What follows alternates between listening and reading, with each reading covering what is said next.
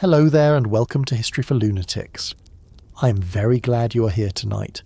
Find a comfortable place, let the room become quiet and set aside whatever has been demanding your attention, because tonight we're going to look closely at a city whose name became famous long before most Americans understood anything about the people who lived there. That city is Compton, California. For millions of people, the word Compton does not first bring to mind a map, a neighbourhood, a school, a church, a grocery store, or a family home. It brings to mind danger. It brings to mind police helicopters, gang colours, gunfire, crack cocaine, angry music, burned out cars, and television reporters speaking with serious faces. For a period in the late 1980s and early 1990s, the name seemed to arrive with its own warning. People who had never visited Southern California felt they knew Compton. They knew it from news reports, they knew it from films, they knew it from music. They knew it as the place that respectable people were supposed to avoid. But a reputation is not the same thing as a history. A reputation can be based on real events and still leave most of the truth outside the frame. It can take the worst year in a city's life and make that year stand in for every year. It can take the actions of a relatively small number of people and attach them to everyone who shares the same streets. It can turn ordinary residents into background characters in someone else's crime story.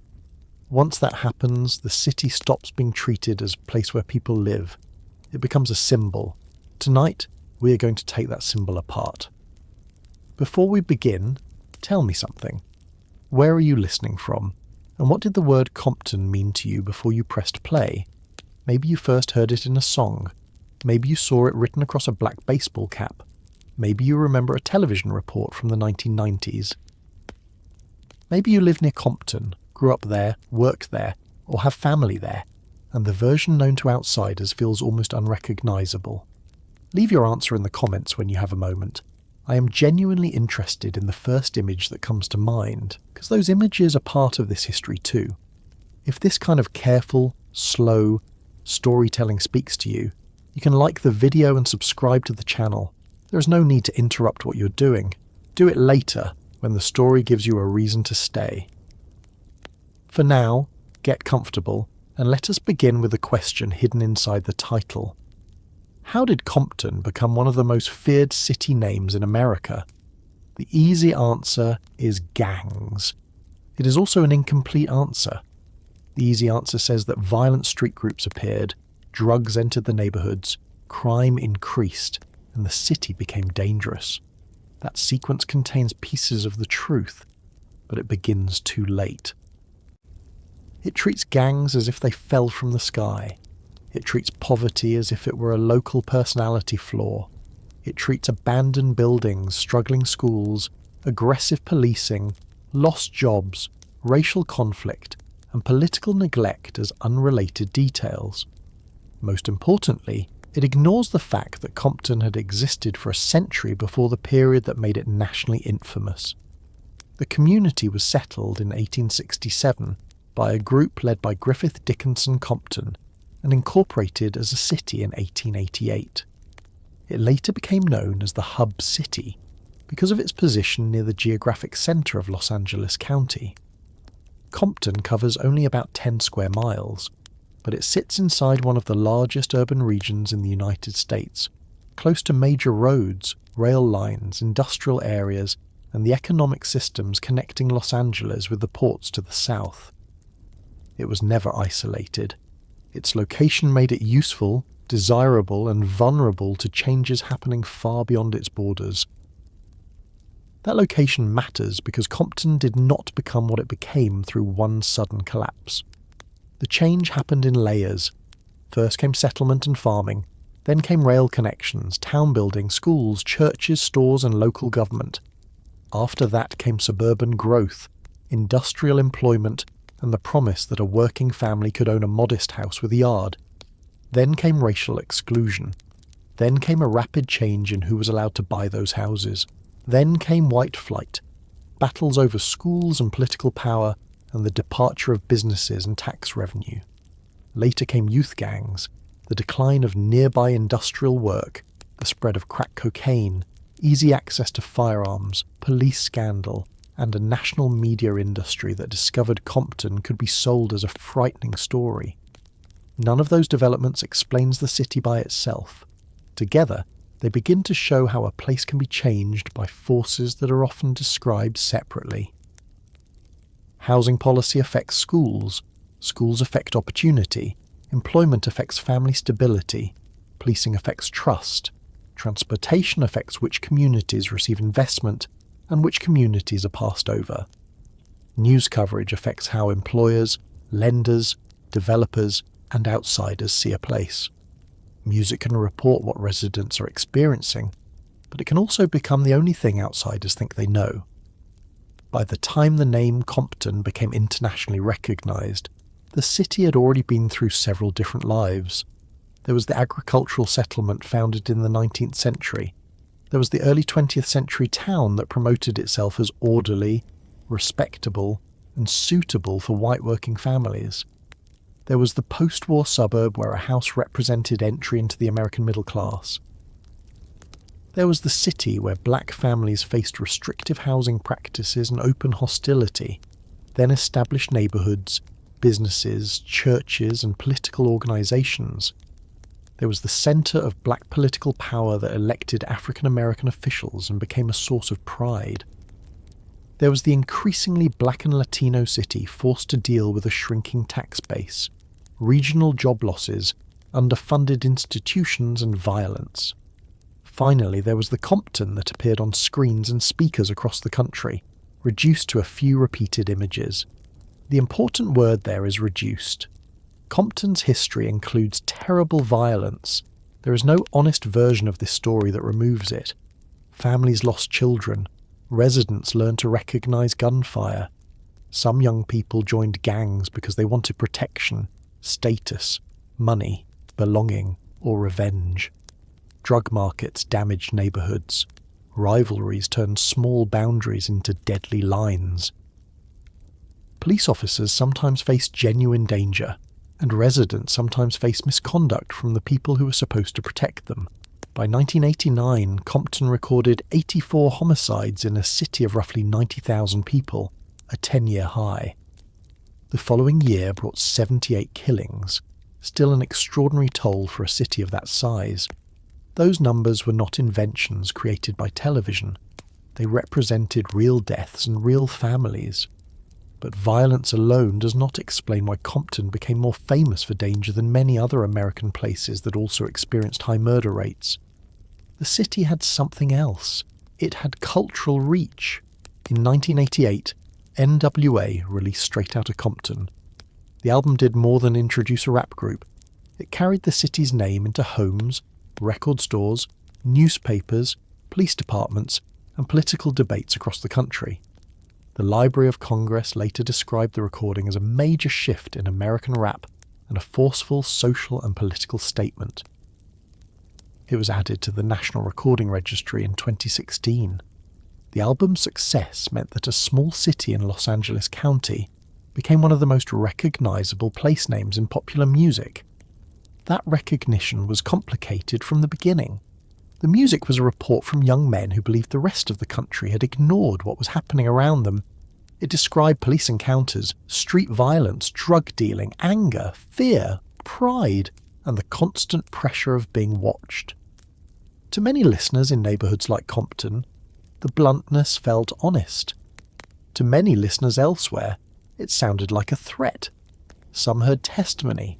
Others heard glorification.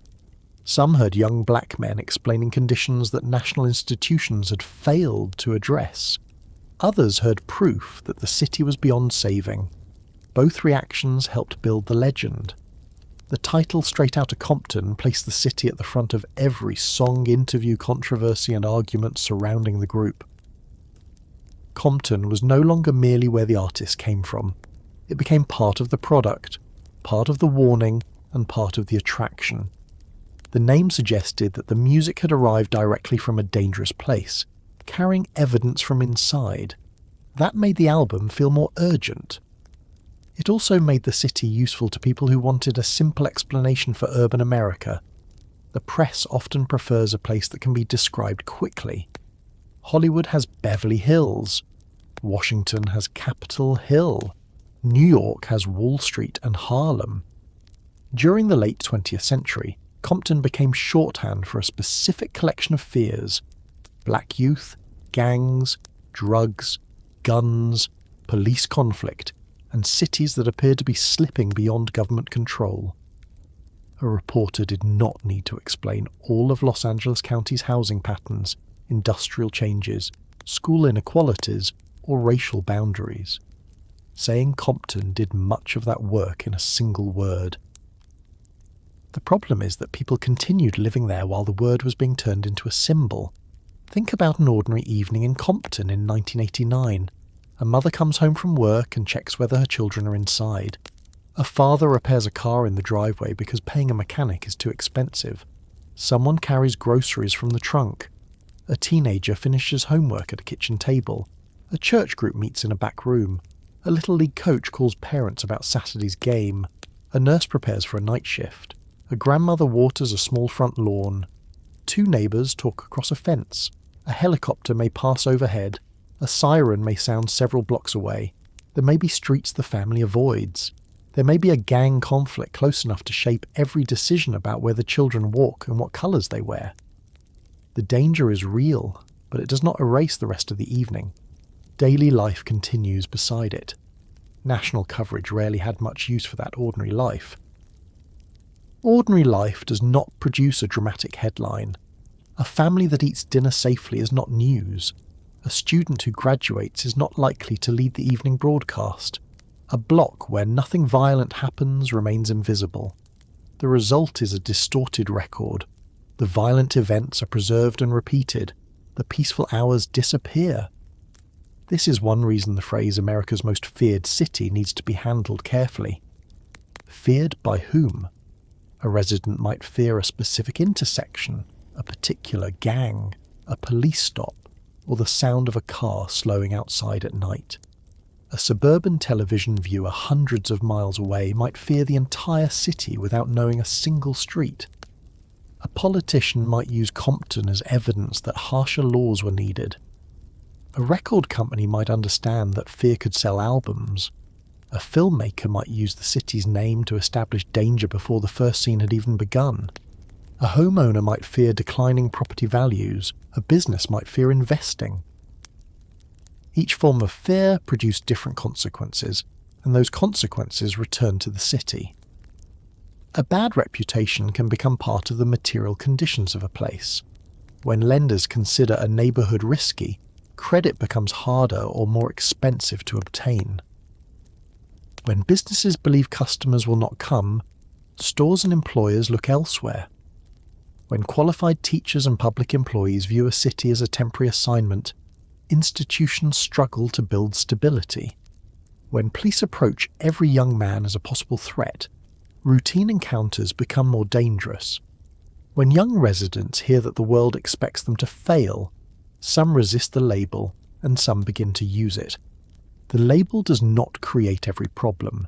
It can make existing problems harder to escape. Compton's national image also hid a major contradiction. The city was presented as a place outside the American system, almost as if it had rejected the rest of the country.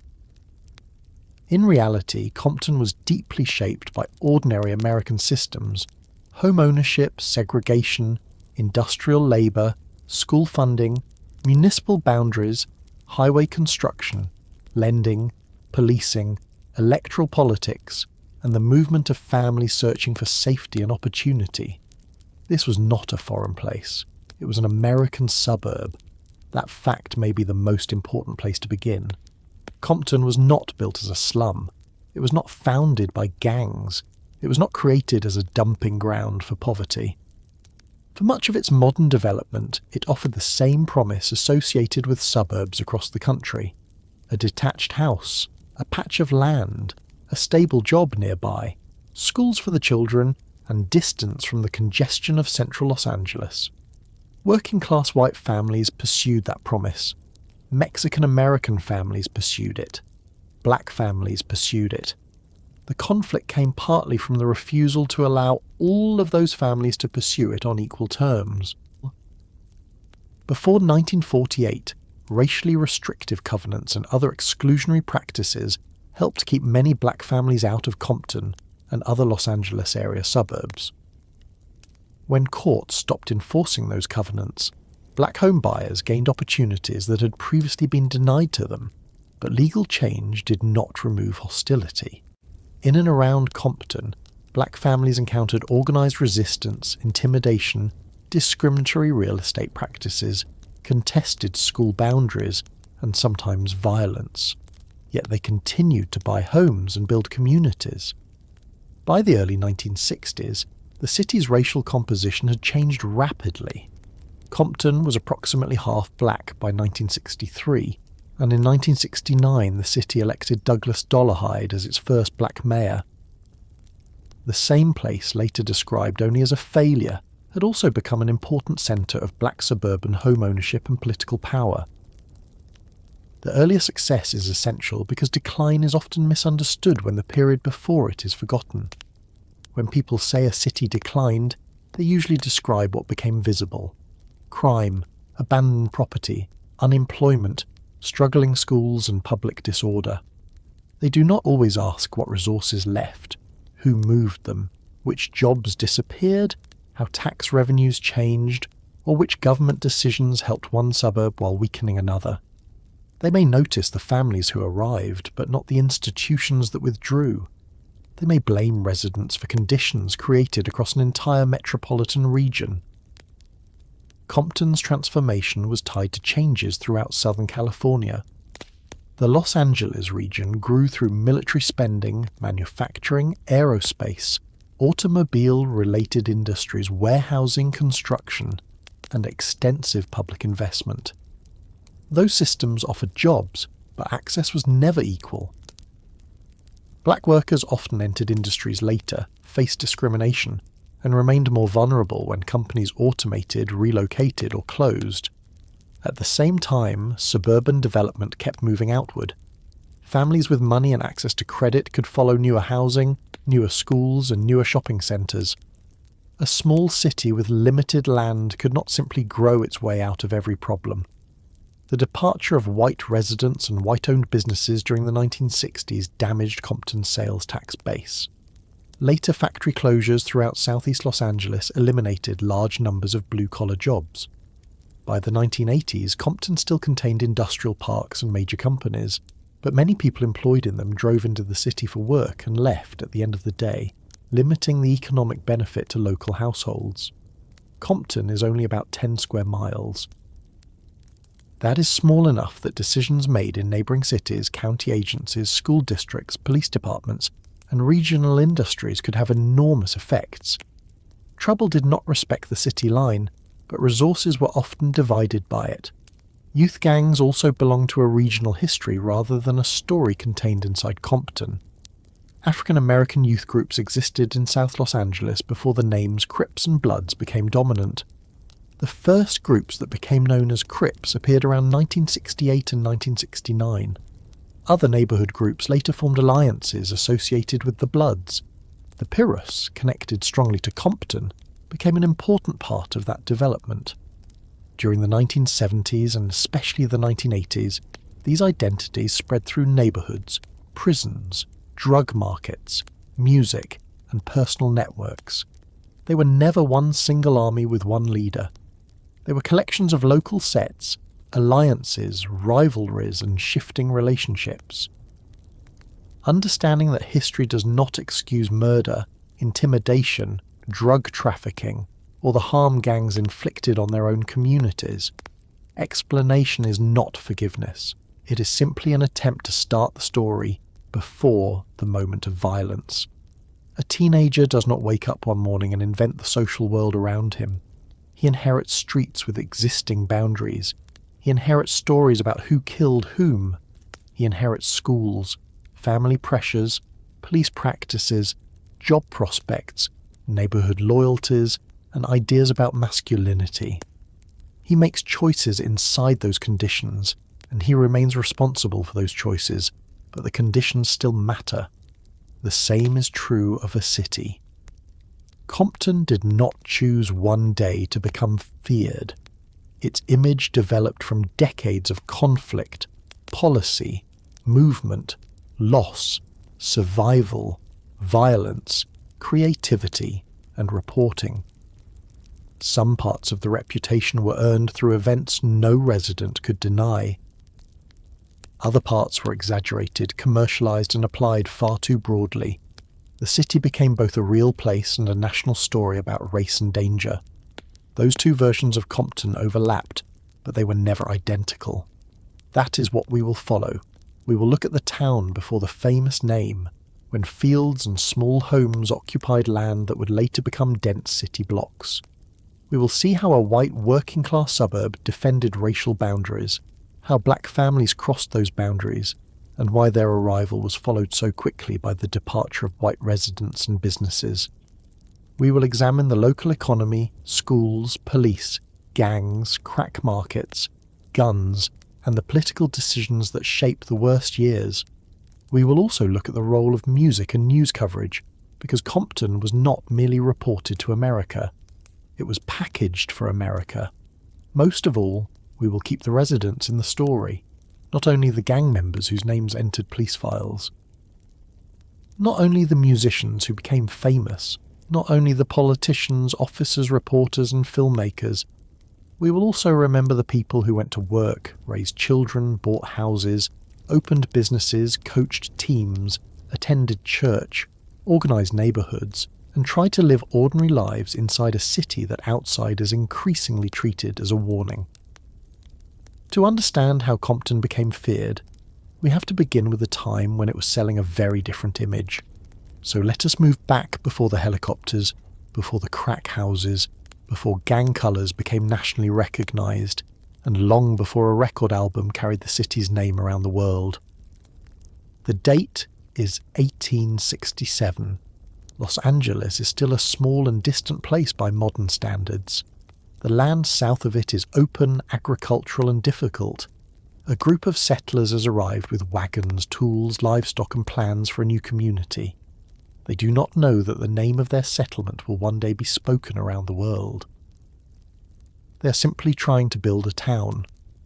The date is 1867, and the place that will become Compton does not look like the city Americans will later see on television. There are no freeways, no rows of closely packed houses, no police helicopters, and no recording studios. Los Angeles itself is still a small town by modern standards. Much of the land south of it is open country, divided among ranches, farms, low wetlands, and long dirt roads that become difficult after rain. It would be wrong, however, to call this empty land. Long before American settlers arrived, the greater Los Angeles basin was part of the homeland of the Tongva people, who lived across thousands of square miles from the inland valleys to the coast and the southern Channel Islands. Spanish colonization brought missions, military control, disease, forced labour, and the seizure of indigenous land. The region later passed from Spanish to Mexican rule, then to the United States after the Mexican-American War. By the time families from Northern California came looking for farms in 1867, the land had already been occupied, renamed, divided, and transferred through several systems of power. The settlers who arrived that year were led by Griffith Dickinson Compton. City records describe a group of about 30 families who had travelled south from the Stockton area. The gold rush had drawn enormous numbers of people to California, but the easiest opportunities were disappearing. These families were not coming to establish a grand city. They were looking for land and a reliable way to earn a living. Their first months offered little reassurance. Heavy rain arrived, water rose across the low ground, and flooding forced the settlers toward higher land. Some reportedly considered leaving. They stayed and purchased roughly 4,600 acres in the Temple and Gibson Tract for $5 an acre. That property had once formed part of Rancho San Pedro, an enormous Spanish land grant associated with Juan José Dominguez and later generations of the Dominguez family. The northern boundary of that rancho had once been marked by a sycamore known as the Eagle Tree, located in what later became Compton. Daily life was difficult in ways that a later suburban resident would hardly recognise. fuel was scarce. According to the city's historical account, collecting firewood could require a trip lasting several days toward the mountains near Pasadena. The closest general stores were in Los Angeles and Wilmington, both far enough away to make a simple purchase into a journey. Roads were poor, transportation was slow, and the wet ground could make movement even harder. The settlement began with practical structures rather than monuments. By the end of 1868, residents had built a schoolhouse. It also served as a church and a meeting place, because a small community could not afford separate buildings for every function. Children learned lessons there. Adults held services there. Local decisions were discussed in the same room.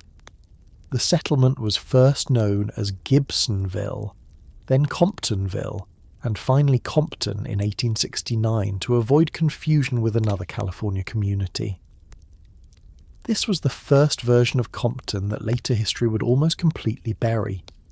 A small agricultural settlement where most concerns involved weather, soil, animals, transportation, and whether the harvest would pay the bills. Try to picture a morning there in the 1870s.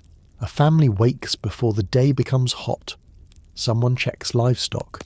Someone else prepares food. A wagon moves slowly along a dirt road. There may be a school lesson later, a church gathering on Sunday, or a trip for supplies that requires planning because nothing is close. News travels through conversation, letters, and passing visitors. The community is small enough that a death, marriage, fire, or failed crop affects nearly everyone. Quiet did not mean comfortable. A farmer could lose months of work through flooding, drought, insects, or illness. A broken tool could not always be replaced quickly. Medical care was limited. Money was often scarce. The community's survival depended on cooperation, but that cooperation also came with close observation. People knew who paid debts, who attended church, whose children caused trouble, and who could be trusted during an emergency. By 1887, the town's residents believed they needed a more formal local government. Meetings were held, a petition was prepared, and the proposal went through the Los Angeles County Board of Supervisors to the state. Compton officially incorporated on May 11th, 1888, with a population of about 500. Its first council met 3 days later in the home of William H. Carpenter. The area was still small, but incorporation gave residents a way to manage roads, property, public order, and local development through a city government of their own. The timing mattered. Southern California was changing quickly. Rail connections had reached Los Angeles, and competition between major railroad companies helped produce a large migration and real estate boom during the 1880s. Railroads promoted the region as a healthy and comfortable place to live. They wanted passengers, land buyers, farmers, and businesses. Los Angeles grew rapidly, and smaller communities around it began to understand that access to transportation could determine whether a town expanded or remained isolated. Compton sat between Los Angeles and the harbor area. That location would later earn it the name Hub City. The phrase sounds like a modern marketing slogan, but the underlying fact was straightforward. Roads and rail routes connected the community to farms, markets, warehouses, factories, the port, and the larger city. Its position made it useful. At first, agriculture remained central. The broad level land of the Los Angeles basin supported farms, dairies, and livestock. Families grew vegetables and other crops for nearby markets. Chickens, cows, and horses remained part of the local landscape. The air did not smell like exhaust from crowded freeways. It smelled of soil, manure, feed, damp fields, and smoke from household stoves. The work was not performed only by the white families who appeared in official civic histories. Mexican laborers and families were part of Southern California agriculture, as were Japanese immigrants who became highly skilled growers throughout Los Angeles County. Between the 1920s and the forced removal of Japanese Americans during World War II, Japanese and Mexican workers helped sustain the region's farms under a racial system that ranked people differently. restricted property ownership, and kept many non-white residents outside the neighborhoods promoted to white buyers. Historians now describe Los Angeles agriculture as a place where white landowners, Japanese growers, and Mexican workers lived and worked within a complicated hierarchy of cooperation and discrimination. That is important because the quiet town was never separate from California's racial history. The same community could depend on non-white labor while limiting where non-white families could live. It could praise farming skill while supporting laws that restricted land ownership. It could describe itself as friendly and orderly while defining belonging in narrow terms. Compton's early public image emphasized stability. This was a place for families, churches, schools, and small businesses. It was not Los Angeles, with its growing density and urban problems, but it was close enough to benefit from the city's expansion. That balance became one of its strongest attractions. The population was still only 922 in 1910 and 1,478 in 1920.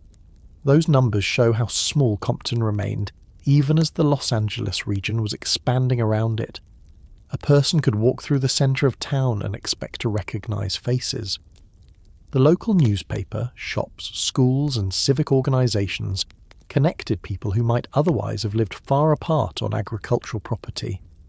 Modern technology began appearing beside the farms.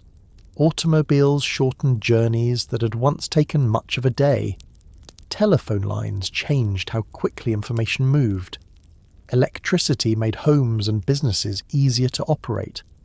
Aircraft, still a new and uncertain invention, became part of local life unusually early. In January 1910, the first major aviation meet in the United States opened at Dominguez Field just south of Compton.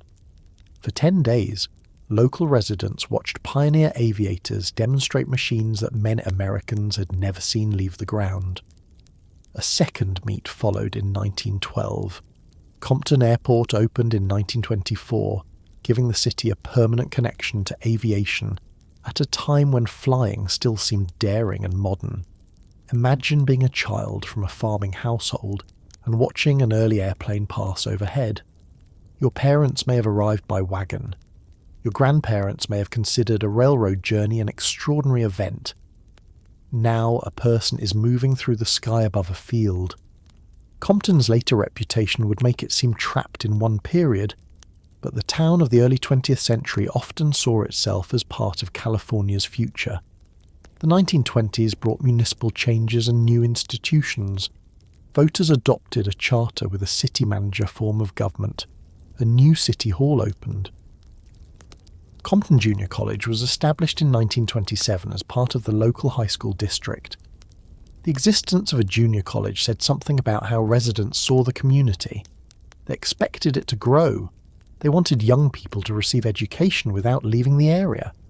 They believed Compton deserved institutions associated with a permanent and successful city. Population figures confirm that growth. Compton increased from 1,478 residents in 1920 to 12,516 in 1930. In only 10 years, it became more than 8 times larger. Farms did not disappear immediately, but housing spread across former agricultural land. Streets were improved. Stores gained customers, schools added students.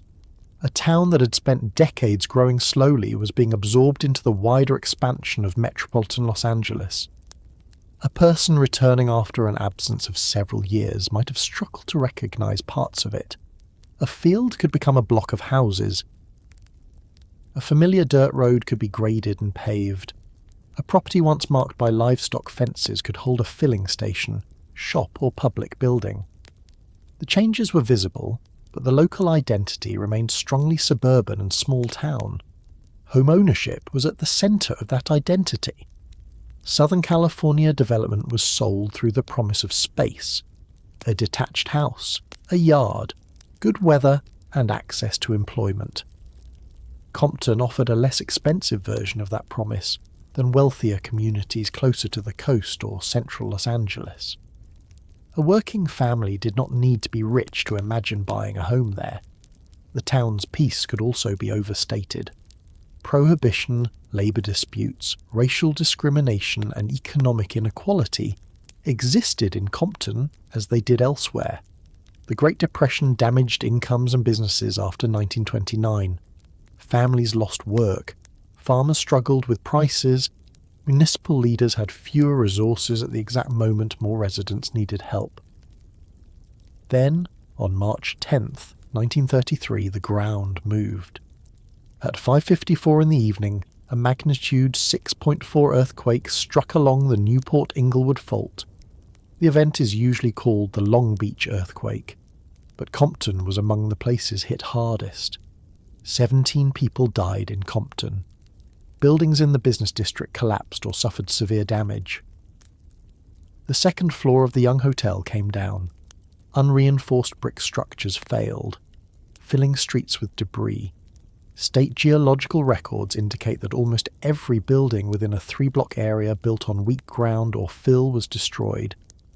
The time of day prevented an even larger disaster. Schools were no longer full of children. Across the affected region, many school buildings were destroyed or badly damaged, and the sight of collapsed classrooms produced public outrage. California passed the Field Act soon afterward, requiring stronger design and inspection standards for new public schools.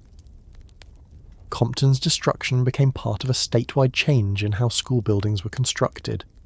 For local residents, the earthquake was not a policy lesson at first. It was dust, broken glass, injured neighbours and buildings that no longer looked safe. Families stood outside while aftershocks continued. Business owners looked at ruined property during a national economic depression. The familiar centre of town had been damaged in seconds. Compton rebuilt. That fact received far less attention than the destruction because reconstruction is usually slower and less dramatic. Debris was removed. Buildings were repaired or replaced. Schools returned. Shops reopened. The population continued to increase, reaching 16,198 by 1940. The city entered the Second World War as a growing white suburb surrounded by one of the country's most important industrial regions. Southern California's aircraft plants, shipyards, military facilities and manufacturing companies expanded rapidly. Workers arrived from across the United States. Los Angeles County became a major part of the wartime economy. Compton residents joined the armed forces, worked in defense industries, bought war bonds and participated in civilian programs. Nearby factories and transportation routes provided employment. Housing demand increased as workers needed places to live near jobs. The war changed the area in another way that local boosters did not advertise. Japanese-American families were forcibly removed from the West Coast under Executive Order 9066. Across Southern California, farmers and business owners lost property, leases, equipment, and years of work. Some returned after the war to find their former places occupied, sold, or transformed. Compton's agricultural past was reshaped not only by suburban construction, but by government action directed at people whose labour had helped make regional farming successful. Black migration also increased during the war. African Americans came to Los Angeles from Texas, Louisiana, Arkansas, and other parts of the South, drawn by defense jobs and the possibility of escaping the most direct forms of Jim Crow. They found opportunity, but they also found a housing system built to contain them. Compton remained overwhelmingly white. Racially restrictive covenants, real estate practices and organised neighbourhood resistance limited where black families, Mexican families, Japanese families and other groups could buy or rent. PBS's historical account of Los Angeles housing notes that covenants in Compton were used against Mexican and Japanese residents before the city's large black population arrived. The quiet suburb was protected by rules that decided whose presence would be treated as normal and whose presence would be treated as a threat. This is the point where photographs can mislead us. An old image may show clean sidewalks, modest homes, children near a school and cars parked outside local stores. Everything appears calm, The image does not show a rejected mortgage application. It does not show a real estate agent refusing to display a house. It does not show a deed containing a racial restriction. It does not show the worker who helped build the region, but had to return to a crowded neighbourhood because the new suburb would not accept his family. Compton, before the headlines, was a real community with genuine strengths.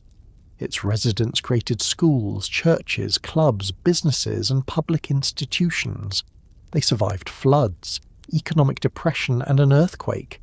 They built houses and expected those houses to increase in value. Many knew their neighbours and believed the city was a good place to raise children. The same community was also shaped by exclusion. Its order depended partly on boundaries that kept certain Americans outside. After the war, the number of people trying to buy Southern California homes increased sharply. Veterans returned, wartime workers stayed. New families formed. Developers replaced more fields with subdivisions. Compton's population climbed from 16,198 in 1940 to 47,991 in 1950, nearly tripling in one decade. The quiet agricultural town was disappearing. In its place stood a fast-growing suburb filled with small single-family houses, schools, shops, and residents who believed they had secured a share of post-war prosperity. The streets still did not resemble the Compton shown in late-century crime reports. Children rode bicycles, families maintained lawns, local businesses served a growing population. Many residents saw no reason the arrangement could not continue. But the legal structure that had kept many black families out was beginning to weaken. In 1948, the United States Supreme Court ruled in Shelley v. Kramer that courts could not enforce racially restrictive housing covenants. The language might remain in property documents, but judges could no longer be used to remove a buyer simply because of race. That decision did not end discrimination. Banks, brokers, homeowners, and neighbourhood organisations still had many ways to resist integration. It did remove one of their strongest legal tools. Compton now had thousands of desirable houses close to jobs. Black families in overcrowded sections of Los Angeles had income, veterans' benefits, professional careers, industrial wages, and the same desire for safer streets and better homes that had brought white families to the city. For decades, Compton had presented itself as a place where working people could build a stable life. The difficult question was about to become unavoidable. Would that promise remain available when the working families asking to enter were black? The answer did not come in a single court ruling or a single year. The legal barrier had weakened, but the people who controlled housing in Compton still had many ways to decide who belonged. The Supreme Court's 1948 decision in Shelley v. Kramer did not erase the restrictive language written into property deeds. It ruled that courts could not enforce agreements designed to prevent black families from buying or occupying homes. A white homeowner could no longer rely on a judge to remove a black neighbour simply because an old covenant said the neighbourhood was reserved for white residents.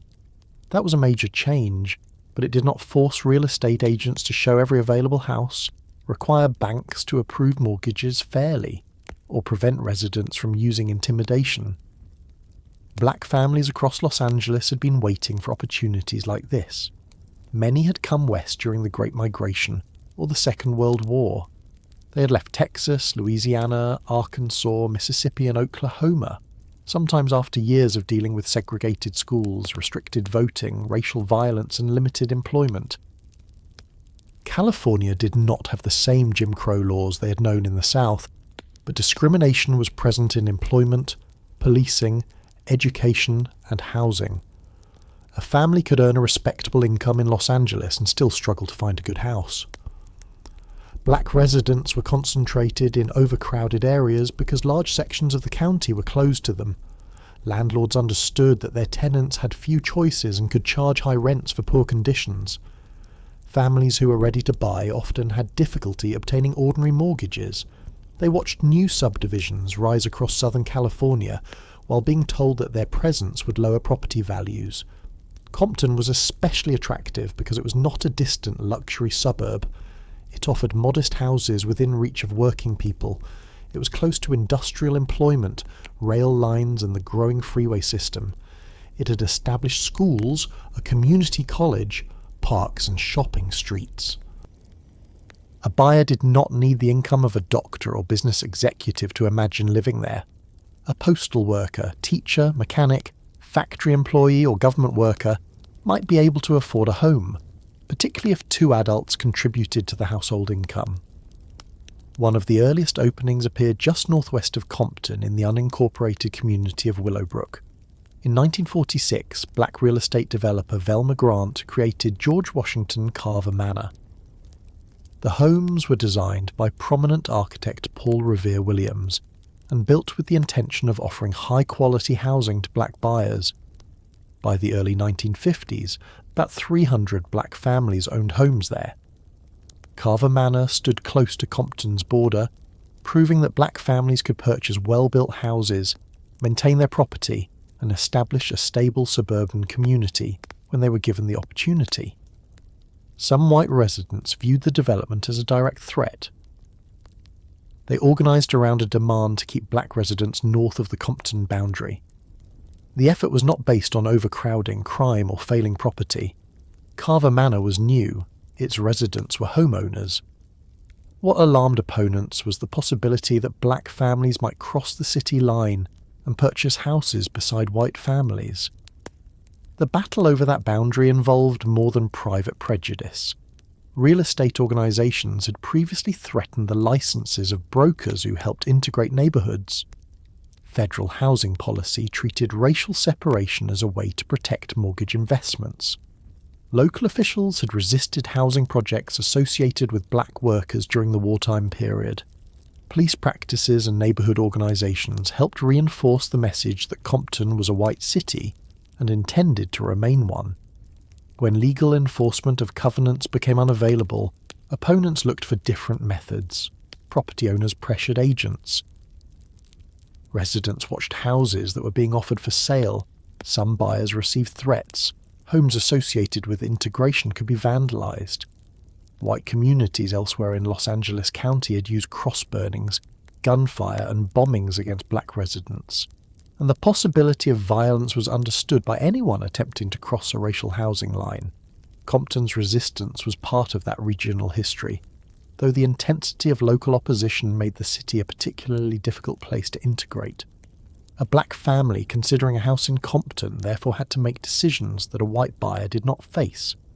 The house might be affordable, the street might be quiet, the school might appear better than the one their children currently attended. At the same time, they had to ask whether neighbours would speak to them, whether someone would damage their car, whether their children would be attacked, and whether the police would protect them if trouble began. Buying the home was not simply a financial transaction. It could require a willingness to remain in place while other people tried to make ordinary life uncomfortable. Developers understood that there was money to be made from the demand. In 1952, Davenport builders began selling unrestricted homes on land that had recently been a cornfield. The company was not necessarily acting from a commitment to civil rights. Black buyers represented a market that had been denied access to large parts of Southern California, and that market was ready to purchase. Once builders and brokers recognized the profit available, the movement of black families into Compton accelerated. This created a strange period in the early and middle 1950s when integration appeared possible. Black and white families lived on the same blocks. Their children attended the same schools. Residents used the same parks and stores. Some white families accepted the change or decided that race was not a reason to abandon a good home. Black newcomers joined churches, parent groups, civic organizations, and youth programs. Compton was still regarded as a successful suburb. It had affordable houses, a growing population, and a location between Los Angeles and Long Beach that made commuting practical. In 1952, it received national recognition as an All-America City, an award intended to honor effective civic participation and local government. The city was still being presented as a model community at the exact time that the argument over racial membership was becoming impossible to avoid. Consider what the move meant to a black family arriving during those years.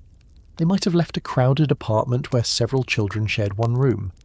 In Compton, they could have a driveway, a garage and a small lawn.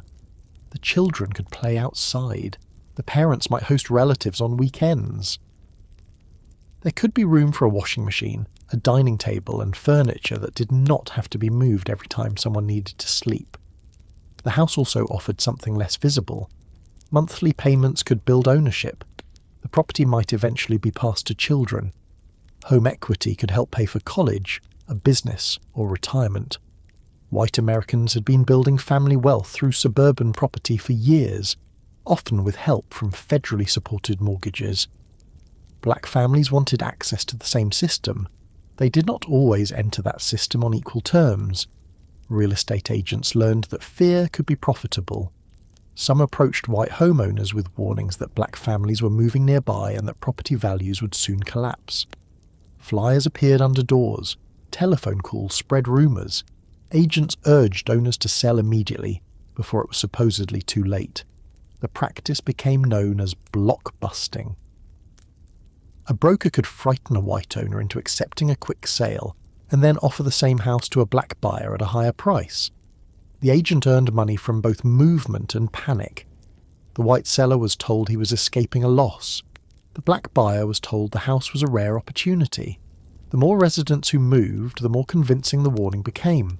Some accounts describe agents arranging for black people to walk through white neighbourhoods in order to create the impression that a large migration had already begun. The purpose was not subtle. Agents wanted homeowners to see a black mother pushing a stroller or a black couple looking at houses and conclude that the neighbourhood was changing quickly. Race was turned into a sales technique. The process punished both the seller and the buyer, but it did not punish them equally. White families usually had more places where they could move. New subdivisions continued to spread farther into Los Angeles County and neighbouring Orange County. Freeways made longer commutes possible. Federal lending systems were more willing to support white buyers in growing suburbs than black buyers entering older ones. Black families often paid more for fewer options. One family discussed in later reporting paid $17,500 for a Compton house when the city's median home price was approximately $12,800. The price difference strongly suggests that the family was charged a premium for access to a market that had previously excluded them. The new owners still had reasons to feel proud. They had not been tricked into wanting a home. The house was real. The yard was real. The improvement over overcrowded housing was real. Their children often did gain access to better facilities and more space. The exploitation was built into the terms under which that opportunity was offered. White flight is sometimes described as though thousands of families independently woke up and decided to leave. Personal choice was involved, but those choices were shaped by institutions and organised pressure. Brokers encouraged panic. Lenders made it easier for white residents to buy new property elsewhere. Employers relocated. Developers advertised new communities as safer and more desirable. Neighbours repeated predictions that integration would destroy schools and home values. The prediction helped produce the outcome it claimed to foresee. When many homeowners sell at once, prices become unstable. When business owners believe customers are leaving, they may relocate before revenue actually falls. When families withdraw from schools, enrollment patterns change. When wealthier residents move, political support for taxes and public spending can weaken. The neighbourhood is then left with fewer resources, and the resulting problems are blamed on the people who moved in rather than the people and institutions that withdrew. Compton's demographic change was remarkably fast. In 1950, only a tiny fraction of the population was classified as non-white.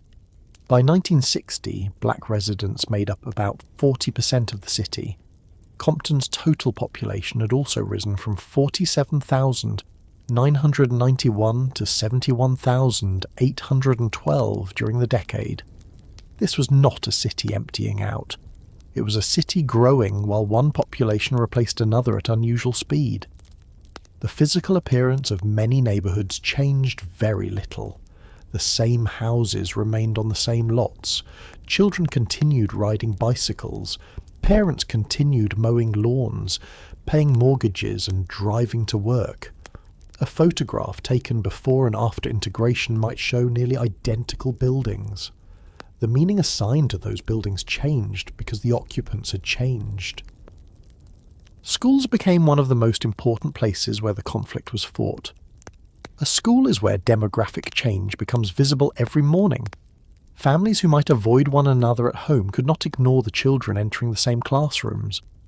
Teachers, principals, parent organisations and school board members had to make decisions about boundaries, hiring, facilities, discipline and curriculum. In 1954, the Supreme Court ruled in Brown v. Board of Education that state-required segregation in public schools was unconstitutional. Compton did not operate under the same laws as the segregated school systems of the Deep South, but residential segregation had produced schools that reflected racial housing lines. Even after black families entered the city, officials could draw attendance boundaries or assign resources in ways that limited integration. Centennial High School opened in 1954 near Carver Manor and the west side of Compton, where the black population was increasing. Historians have argued that its location helped contain black students in one section of the school system, rather than distribute them evenly across existing campuses. The building met the practical need created by rapid population growth, but the location also served the racial preferences of residents who wanted separation maintained. White resistance to school integration sometimes became violent. School board campaigns were heavily influenced by racial concerns. Decisions that should have focused on classroom quality became tied to the effort to prevent black influence. Administrators faced a rapidly expanding student population, while local politics made planning harder. Black parents did not enter this conflict as passive victims. Many had moved to Compton specifically because they wanted good schools. They attended meetings, organised voters, challenged unfair boundaries and demanded representation. Some had professional experience in education or public service. Others had learned political organising through churches, unions, civil rights groups or community associations. They understood that owning a house did not guarantee equal control over the institution supported by their taxes. A father could make every mortgage payment and still see his child assigned to an overcrowded school. A mother could volunteer at school events and still find that black teachers were not being promoted. A family could maintain its property and still hear public officials describe black settlement as the cause of municipal decline. The battle over belonging moved from the front lawn to the ballot box. Douglas Dollarhide became one of the central figures in that transition. Born in Oklahoma, he moved to California and worked as a mail carrier. He was active in civic organizations and built support through ordinary community involvement rather than national fame. In 1963, he won a seat on the Compton City Council by only 75 votes, becoming the city's first elected black councilman. The narrow margin showed how contested political power remained. Black residents were becoming a large share of the population, but elections depended on registration, turnout, district organisation and cooperation among different groups. Winning a population majority did not automatically produce control of city government. Black political organisers worked through churches, neighbourhood associations and campaign offices. Volunteers knocked on doors. They registered voters. They explained local issues and reminded residents that city councils controlled matters affecting daily life. Policing, streets, zoning, parks, business permits, and municipal employment. Mexican-American residents also sought representation. Their population was smaller than it would become in later decades, but they faced many of the same structures of housing discrimination and unequal schooling. The transition was not simply a two-sided contest between white and black residents.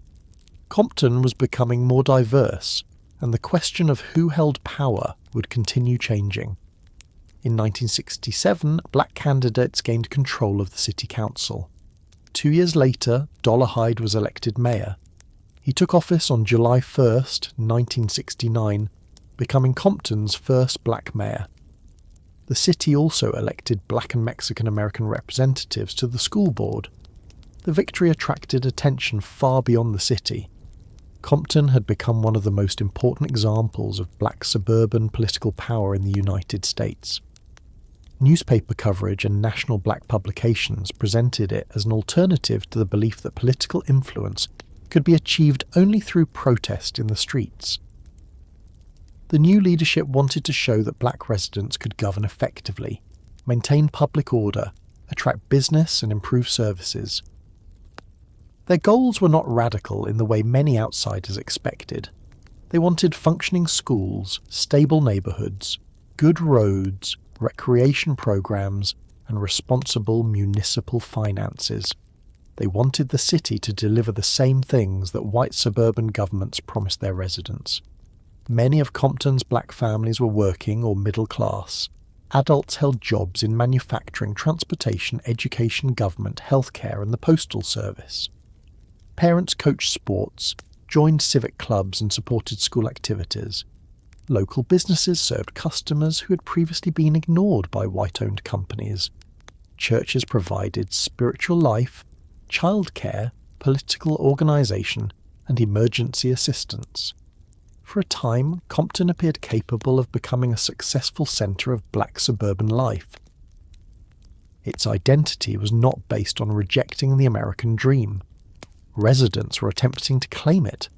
The difficulty was that political control arrived after economic damage had already begun. White residents did not leave alone. Many businesses followed them. A family that moved to another suburb might continue working near Compton, but it could shop, dine, and pay sales taxes in its new community. A store owner who relocated took jobs and commercial revenue away. A small independent city depended heavily on local property and business taxes.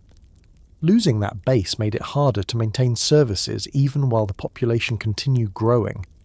The new black leadership therefore inherited responsibilities without inheriting all the resources that had supported the old government. This distinction is important.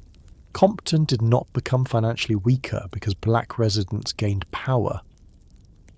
Black residents gained power during a period when capital, businesses, and white household wealth were moving away.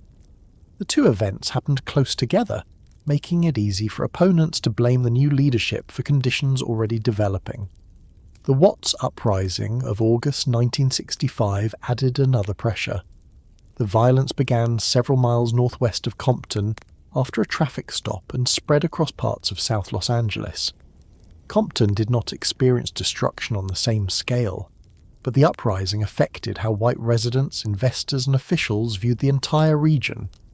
To many outsiders, distinctions between Watts, South Central Los Angeles, and Compton began to disappear.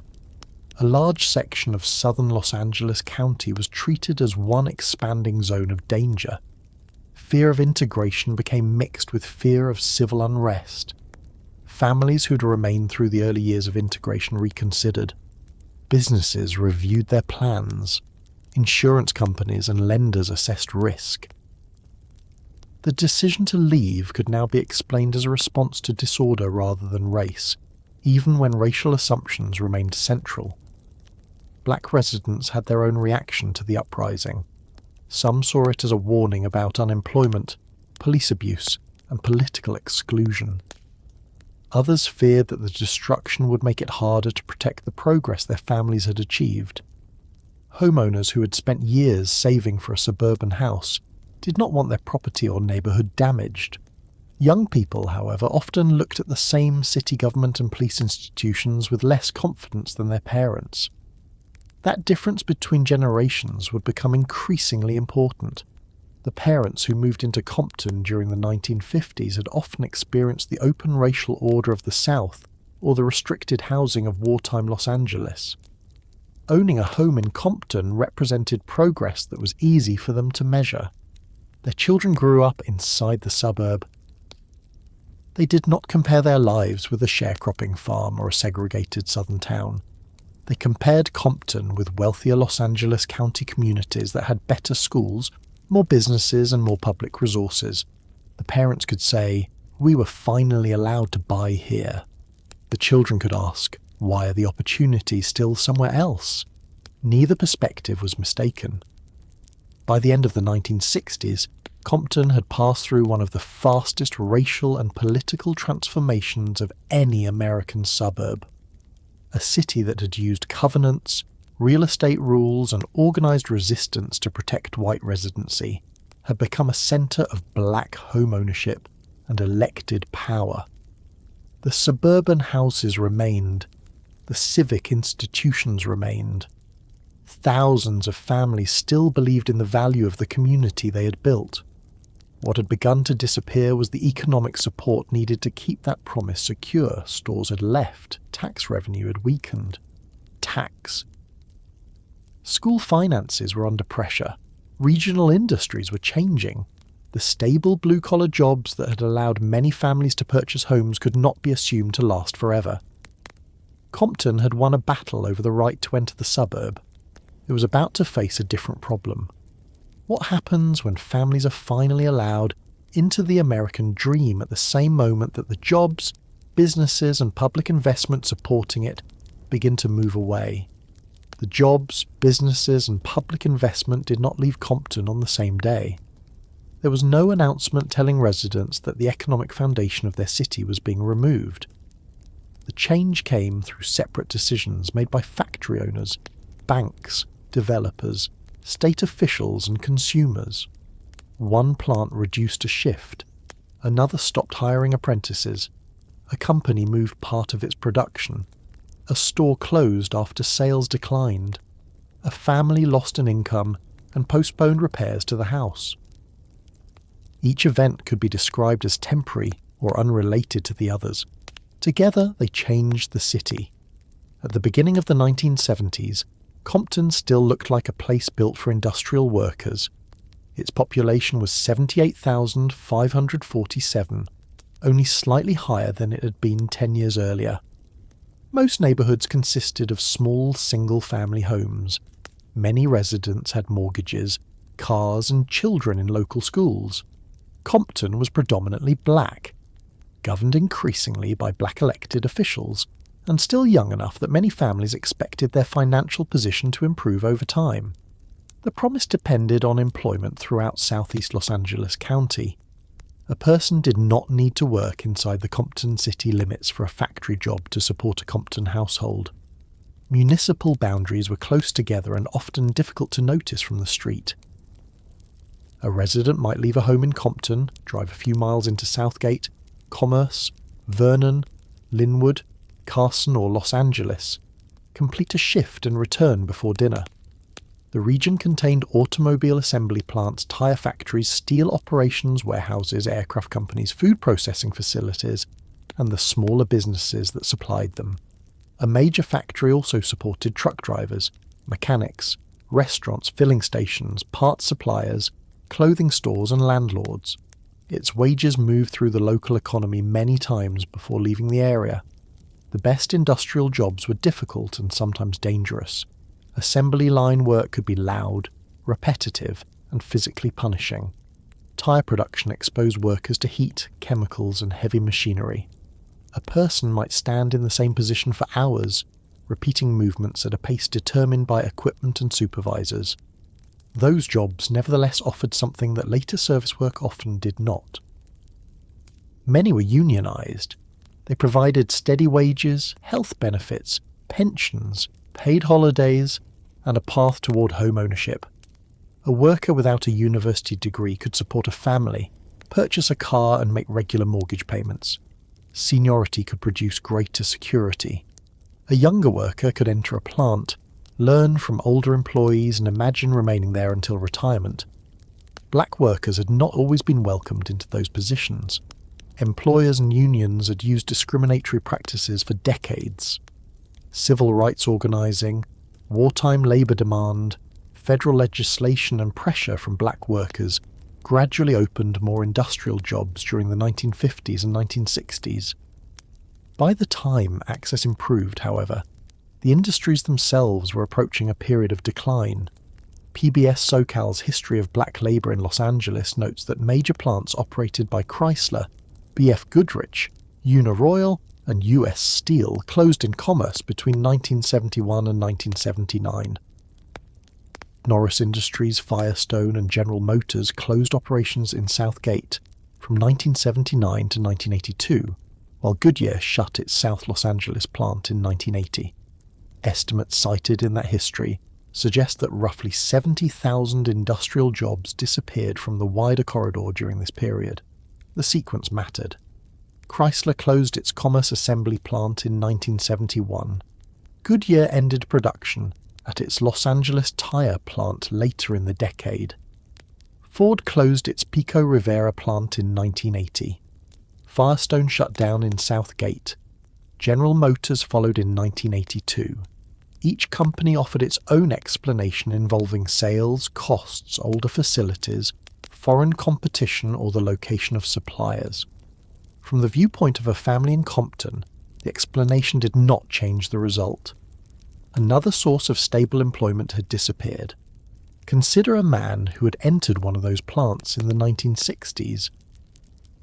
He may have begun with an undesirable shift, working nights or weekends while older employees received better schedules. The work was hard, but the paycheck arrived regularly. He and his wife used his earnings to buy a house in Compton. She may also have worked as a nurse, teacher, clerk, domestic worker, or government employee. Their two incomes covered the mortgage, food, school clothes, and a used car. The children grew up believing that work followed a clear order. You finished school, found an employer, worked hard, and moved forward. Their father's life provided evidence that the system could function, even if racial discrimination made every step harder. Then the plant closed. The first response was often disbelief. Large factories appeared permanent because they occupied so much physical space. Their walls stretched across blocks, their parking lots filled before dawn. Generations of families had depended on them. A company might have operated in the same place for 40 or 50 years. General Motors had assembled cars in Southgate since the 1930s. When the company closed the plant in March 1982, thousands of jobs vanished. Contemporary reports placed the direct loss at roughly 4,300 positions and noted that the plant had contributed about $350,000 a year in property taxes to Southgate.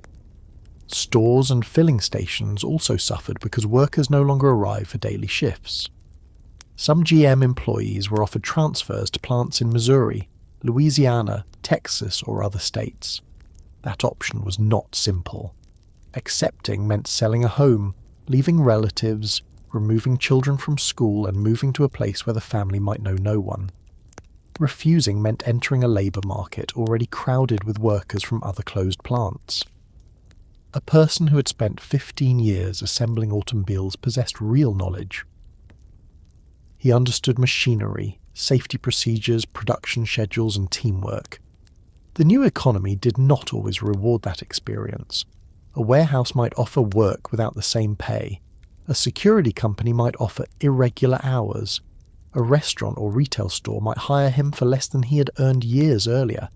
Some workers found replacement jobs. Others left the region. Some remained unemployed for long periods. Families used savings, borrowed money, or relied on relatives. Mortgage payments were missed. Cars were not repaired. Medical appointments were delayed. Arguments inside homes became more frequent because financial pressure entered every decision. The effects reached young people even when parents tried to hide them. Children noticed when the refrigerator contained less food near the end of the month. They understood when a father who had always left for work before sunrise was still at home. They heard conversations about bills through bedroom walls. Teenagers knew when there was no money for a school trip, new shoes, or a driver's license. Job loss did not automatically produce crime. Most unemployed people did not become criminals, and most children in struggling households did not join gangs. Compton continued to contain thousands of residents who worked, studied, raised families, and supported neighbours throughout the economic decline. Employment still shaped what choices appeared realistic. A teenager in the 1960s might know several adults on his block who had entered industrial work without a college degree. Those adults could recommend him, explain how to apply or warn him about mistakes. By the early 1980s, the same teenager might know several men who had been laid off. The pathway from school to stable work became harder to see. The factory had been more than a building where adults earned money. It had been a local institution. It organised time. It connected generations. It gave young men a reason to tolerate temporary frustration because a permanent position might eventually become available. When that institution disappeared, nothing of equal strength replaced it. The new jobs appearing across Los Angeles were often in services, clothing production, small-scale manufacturing, warehousing and temporary work.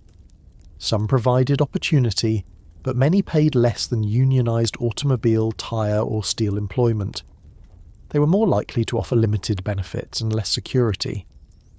Workers could be dismissed more easily. Schedules could change from week to week, and advancement was uncertain. Geography made the problem worse. New aerospace, electronics and other higher-paying employment often expanded farther from Compton, including parts of Orange County and suburban Los Angeles County that were difficult to reach without reliable transportation. Decades of discrimination had also prevented many black workers from acquiring the education, professional contacts or specialised training required for those industries. Compton's leaders understood that the city needed investment. The Community Redevelopment Agency had been created in 1967. The Rosecrans redevelopment area followed in 1971, and the Walnut Industrial Park project began in 1974, with later expansions during the decade. City officials assembled land, improved infrastructure, and attempted to attract companies that could create jobs and strengthen the tax base. The effort produced visible results. More than 1,500 acres of unused or underused property were eventually transformed into industrial and commercial areas. Major companies such as 3M, Nissan, Xerox and Ralph's established facilities in Compton. Warehouses and corporate buildings appeared near the freeways, demonstrating that the city still possessed one major advantage. It was close to transportation routes, Los Angeles, Long Beach, and the ports. That development did not fully solve the employment crisis. A large distribution centre did not require the same number of workers as an automobile assembly plant. Some companies brought managers and skilled employees from elsewhere. Many workers drove into Compton in the morning and left after their shifts, spending little money in local neighbourhoods. A 1987 report described thousands of employees commuting to more than 100 companies in Compton's industrial parks, while most residents remained disconnected from those jobs. City officials complained that prosperous businesses carried a Compton address, without behaving as though they were part of the community. This created an unusual picture. Compton could contain recognizable international corporations and still have high unemployment among its residents. Trucks could move through industrial districts while teenagers living nearby saw few realistic routes into the companies behind the fences. The new facilities did contribute property taxes and other revenue. They showed that local government was not simply watching the economy collapse. City officials negotiated, promoted redevelopment, and tried to replace what the region was losing. The scale of the decline was larger than one municipal government could control. Automobile manufacturing was leaving much of Southern California. Nationally, manufacturing employment reached a peak in 1979 and then fell through repeated recessions, automation, corporate restructuring and international competition. Los Angeles was part of that wider change, but the burden was not distributed evenly. Communities whose residents had recently gained access to industrial work were hit before they had accumulated the same levels of savings, property wealth, and professional connections available in many white suburbs. Public finances also became harder to manage. California voters approved Proposition 13 in June 1978, limiting property tax rates and restricting how quickly assessed values could rise. The measure immediately reduced local property tax revenue across the state by billions of dollars. California initially used state funds to prevent the sharpest service cuts, but cities and school systems became more dependent on decisions made in Sacramento and more interested in attracting businesses that produce sales taxes. For a city such as Compton, the change increased pressure to compete with neighbouring municipalities for stores, dealerships, and commercial development. A warehouse might provide employment and property value, but a busy retail centre could generate sales tax revenue directly. Cities across Los Angeles County offered land, financing, or redevelopment assistance to attract the same limited group of companies. Compton entered that competition with a reputation already damaged by racial fear and regional inequality. Investors could choose a wealthier suburb with newer infrastructure, and customers who had more disposable income. The city could offer a good location and available land, but it sometimes had to provide additional incentives to overcome assumptions about crime, politics, and race. Local services faced rising demands at the same time. Streets needed repairs, parks needed staff, schools needed teachers, counsellors, and maintenance. Police officers were expected to respond to increasing violence. Recreation programs were needed for a population with many children and teenagers. A city budget cannot easily replace the money lost when families become poorer. Residents with less income buy fewer taxable goods. Vacant stores produce less revenue. Falling property conditions reduce investment. Public agencies then have fewer resources to address the problems made worse by the economic decline. The population did not immediately collapse. Compton grew from 78,547 people in 1970 to 81,347 in 1980. New families continued to arrive, including Mexican and Central American immigrants attracted by relatively affordable housing and the city's location.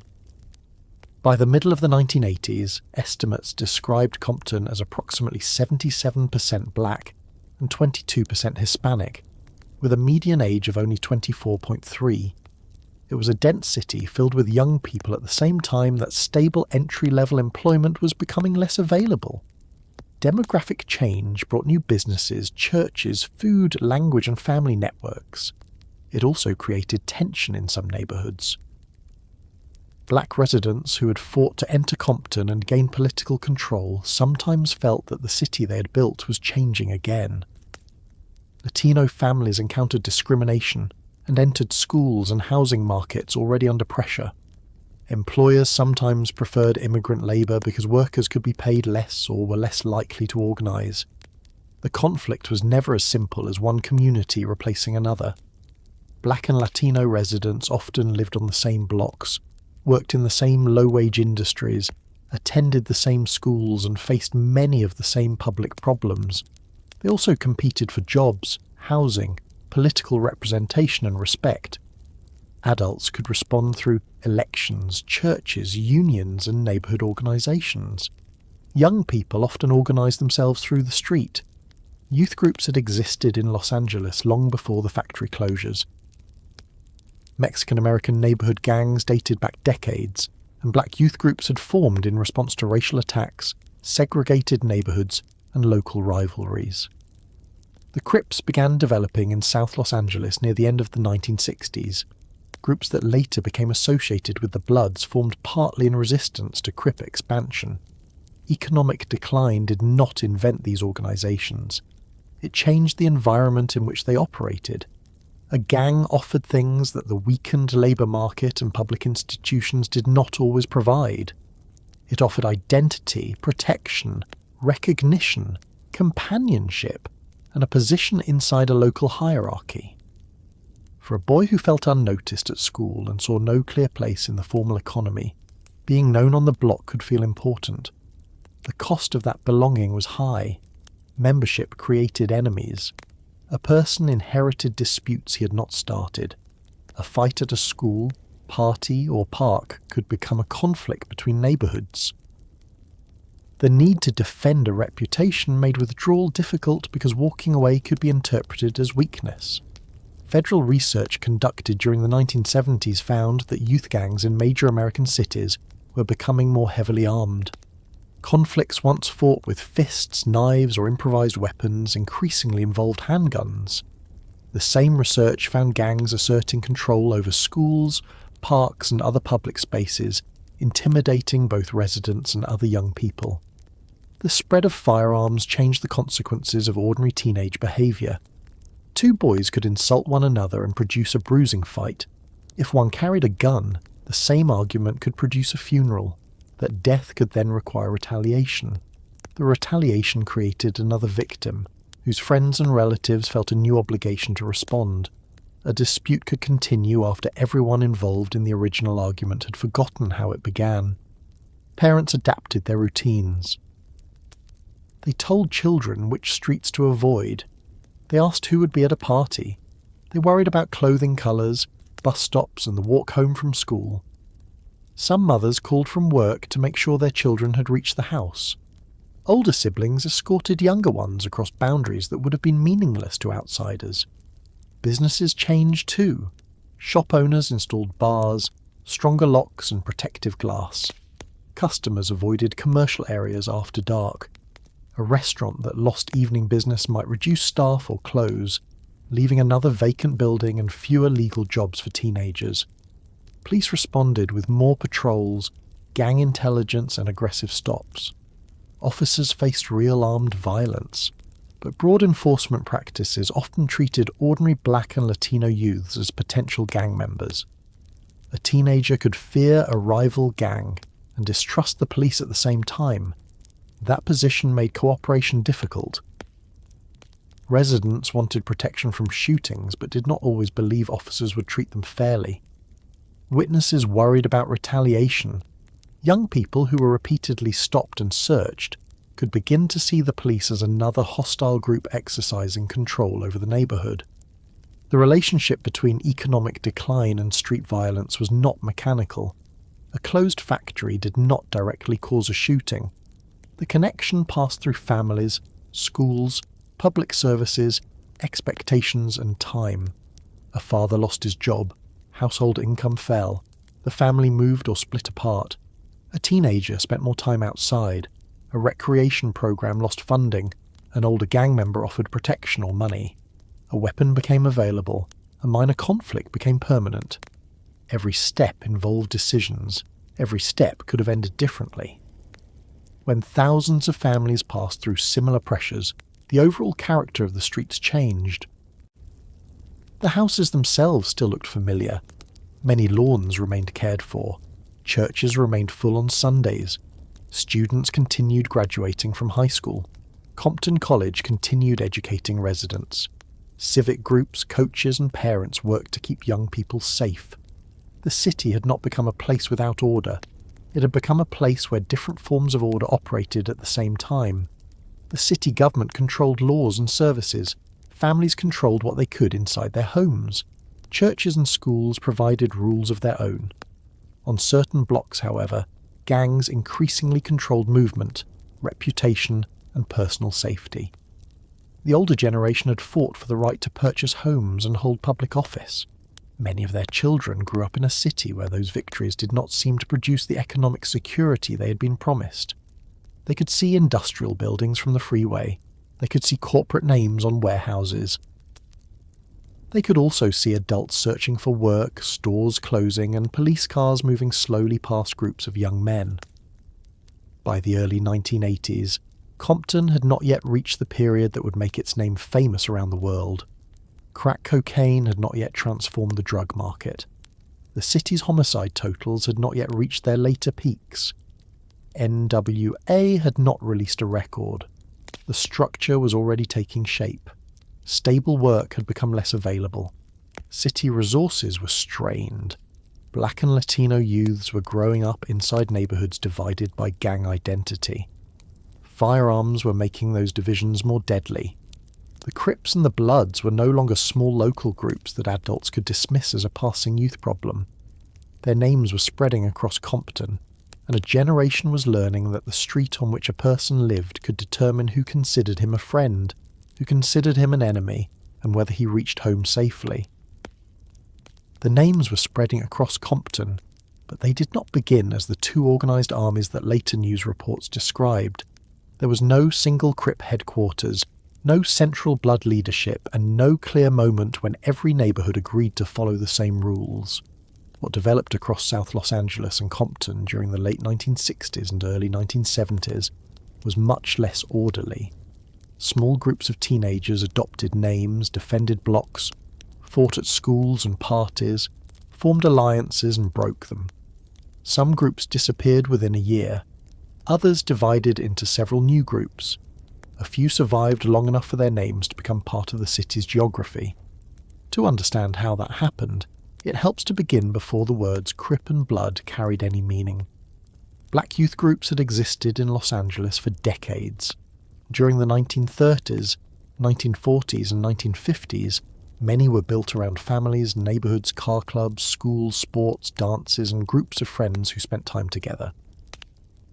Researchers John C. Quicker and Akhil Bhatani Kalfani have traced these earlier groups from organisations such as the Boozies, a relatively small South Los Angeles group centred around members of one extended family, through the larger neighbourhood groups that followed. Their research argues that the groups cannot be understood only as criminal organisations. Many began as social networks among young people, growing up in segregated communities, where public institutions often treated them with hostility or indifference. That does not mean the early groups were harmless.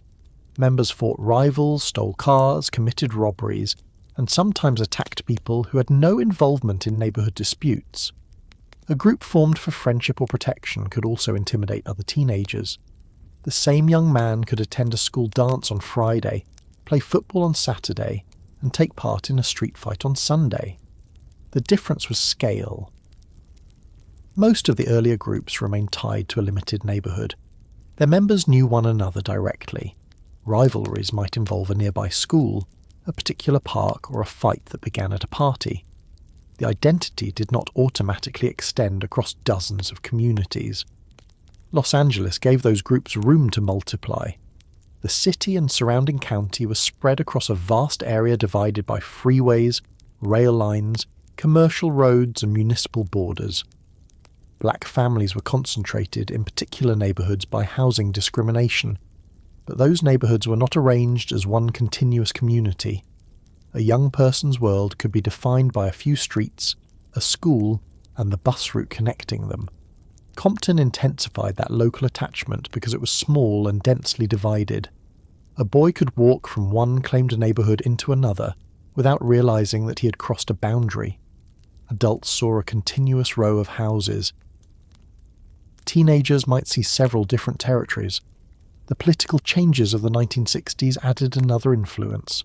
Civil rights organisations, black nationalist groups, churches and community programmes were attempting to organise young people around voting, education, employment and racial pride. The Black Panther Party, founded in Oakland in 1966, established a strong presence in Los Angeles. Its members challenged police behaviour, operated community programs and offered a form of disciplined political identity that appealed to some young black residents. The relationship between political organisations and street groups was complicated. Some former gang members moved into political activism. Some continued to participate in neighbourhood rivalries. Others viewed organised politics as something belonging to older people. Historians disagree about how directly the decline of black political organisations contributed to the growth of later gangs, but there is broad agreement that young people were living through a period of intense conflict over policing, race and public power. Government surveillance, internal disputes and violent confrontations weakened several organisations that might otherwise have competed for the loyalty of teenagers. The group that became the Crips appeared during this unsettled period. Most accounts identify Raymond Washington as its central early figure. Washington was a teenager from the east side of South Los Angeles. Around 1968 or 1969, he and other youths formed a group that became known as the East Side Crips. Stanley Tookie Williams later became an important leader on the west side, helping the identity spread into additional neighbourhoods. The exact origin of the word Crip remains disputed. Different former members and law enforcement accounts have offered different explanations, and later stories often present uncertain memories as settled fact. What is clear is that the name became recognisable very quickly. The early Crips developed a reputation for physical aggression. Members moved in groups, entered neighbourhoods beyond their own, and demanded recognition. They were accused of assaults, robberies, and taking clothing or jewellery from other young people. Their willingness to travel and confront smaller groups made them different from some earlier neighbourhood gangs that had stayed closer to home. Joining the Crips could provide immediate status. A teenager who had been ignored at school could become known once he was connected to a feared group. The name itself did part of the work. He did not have to prove his strength alone because other people reacted to the reputation of the group standing behind him. That reputation encouraged expansion. Young men in other neighbourhoods adopted the Crip identity, sometimes with direct connections to Washington or Williams, and sometimes with only a loose relationship to the original group. Each local group became known as a set. A set belonged to the larger Crip identity, but it usually maintained its own leadership, territory and rivalries. This distinction is essential. The Crips were never a single organisation operating under one chain of command. A Crip set in Compton could fight another Crip set. Two groups that shared the same colour and general identity might have a rivalry lasting decades. Local loyalty often mattered more than the larger name. Compton's first Crip sets formed as the identity moved south from Los Angeles. Young people at schools, parks and housing areas organised around neighbourhoods they already knew. Some adopted names connected to streets or local landmarks. Others used words such as Compton, neighbourhood, park or block to show where they belonged. A group of teenagers from one area could gain protection by becoming Crips. The choice also produced new enemies. Once they took the name, nearby groups that had already been attacked or threatened by Crips could treat them as part of the same expanding force. This process turned scattered youth rivalries into a wider conflict. Before the Crip identity spread, a fight might remain between two schools or two groups of friends. Afterward, a young person could be targeted because of an alliance created in another neighbourhood. He might not know the person confronting him. His membership was enough. The groups that eventually became known as Bloods formed largely in response to that expansion. Smaller gangs faced a practical problem. Individually, they could be outnumbered by Crip sets. Joining together offered a better chance of survival. The Purists were central to that development in Compton. Their name came from Peru Street, an ordinary residential street running through the city. The young men associated with the area were first known as the Peru Street Boys. Accounts of their earliest relationship with the Crips differ. Some histories describe them as initially aligned with or identified as Crips before a dispute caused a break. Other accounts present them as an independent group from the beginning. The surviving stories were recorded years after the events, often by participants whose memories and loyalties did not always agree. The broad sequence is more certain. The Purists came into conflict with Crip groups, including Crips operating in Compton. They were outnumbered and needed allies. Other non-Crip gangs faced the same pressure. The Brims, Bishops, Bounty Hunters, Swans, and several additional groups had their own histories, but opposition to the Crips gave them a reason to cooperate. During the early 1970s, the Purists and other groups began using a shared blood identity. The word had already been used informally among black men as a term of familiarity. Within the new alliance, it became a way to distinguish members of the anti-Crip coalition. The Office of Justice program summarizes the most widely accepted account as an alliance of self-preservation involving the Purists, Brims, and other groups threatened by Crip expansion. Compton therefore played a central role in the formation of the Blood Alliance. The Purists did not erase their local identity when they became Bloods. Many continued to call themselves Purists, and later Compton would contain several separate Piru sets. They belonged to the broader Blood side but remained attached to their specific neighbourhoods.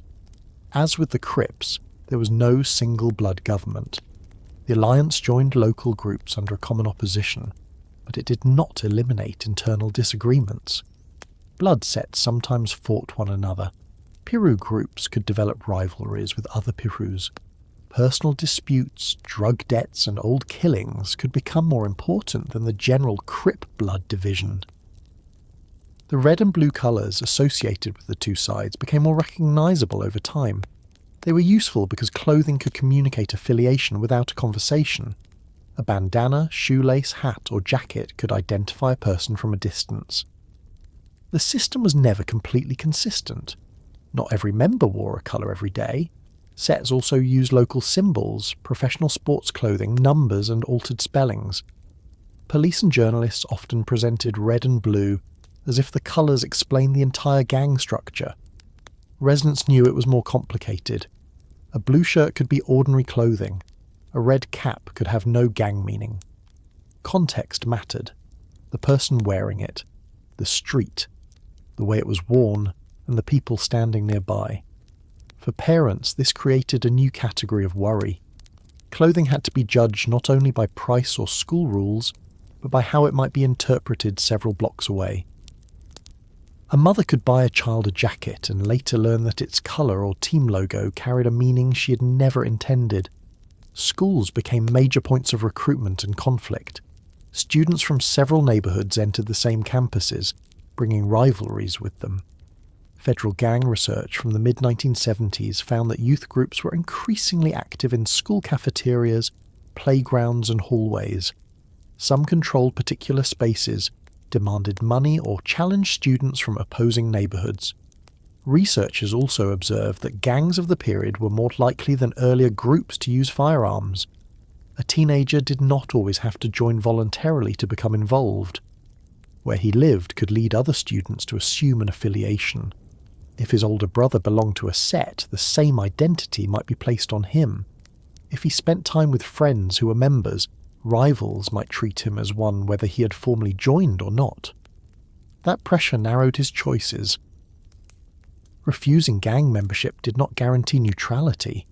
A boy could be attacked because of his street, his relatives, or the people beside him. Joining might appear to offer protection against a danger created partly by the existence of the gangs themselves. The protection was real in a limited sense. Members could respond if a rival threatened him. Older youths might defend him at school. His set gave him people to call. It also required repayment. He could be expected to fight, carry a weapon, participate in a robbery, or attack someone he did not personally hate. Protection became obligation. The young person who joined because he was afraid could soon become the reason another child was afraid. Initiation practices varied among sets. Some required a physical beating by existing members. Others expected a crime or demonstration of courage. In some neighbourhoods, a young person with strong family ties to the gang could enter more easily. There was no universal ceremony, though later films and television often reduced initiation to a single familiar scene. Girls and young women were also involved. Some belonged to female versions of male sets, while others formed their own groups or participated through family and romantic relationships. They could fight, carry weapons, hide contraband, provide information or take part in crimes. They were also exposed to exploitation and violence from both rivals and members of their own circles. Early official accounts often treated gangs as an almost entirely male subject, leaving much of the female experience poorly recorded. Most young people in Compton still did not join gangs. This point can disappear when the history is told backward from the worst years. Thousands attended school, worked part-time jobs, played sports, participated in church activities, and tried to avoid street conflicts. Families developed detailed strategies for staying safe. Children were driven short distances that earlier generations would have walked. Parents required telephone calls upon arrival. Coaches and teachers kept students late to prevent them from waiting alone near dangerous bus stops. Avoiding membership required effort because gang presence affected public space. A park could be safe during a youth baseball game and dangerous after dark. A hamburger stand could be neutral during the afternoon and become a gathering place for one set at night. A street might be passable for adults but risky for a teenager whose face was unfamiliar. territory was partly about control and partly about identity. Most gang members did not legally own the blocks they claimed. Their families might rent apartments or hold mortgages like everyone else. The claim existed through reputation and the willingness to use violence. Graffiti made that claim visible. A wall could display a set name, the names of individual members, insults directed at rivals or references to people who had been killed. Crossing out another gang's writing was not understood as ordinary vandalism. It could be treated as direct challenge. Residents often painted over graffiti quickly because they did not want their homes or businesses marked as part of a conflict. The writing could return the following night. A property owner was caught between rival gangs and city enforcement, responsible for a wall being used by people he could not control. Parks carried similar importance. Luders Park, Kelly Park and other Compton locations became associated with specific groups. The park name could become part of a gang's name, which made the public facility difficult for other young people to use freely. The city had built the park for everyone. Street reputation divided it. As sets became more established, family relationships helped them survive. Younger brothers followed older brothers, cousins introduced cousins, children grew up knowing the local names before they understood the history behind them. That continuity made the gangs harder to remove than a temporary group of troublemakers. Arresting one leader did not dissolve a set built from families, friendships, and neighborhood memory.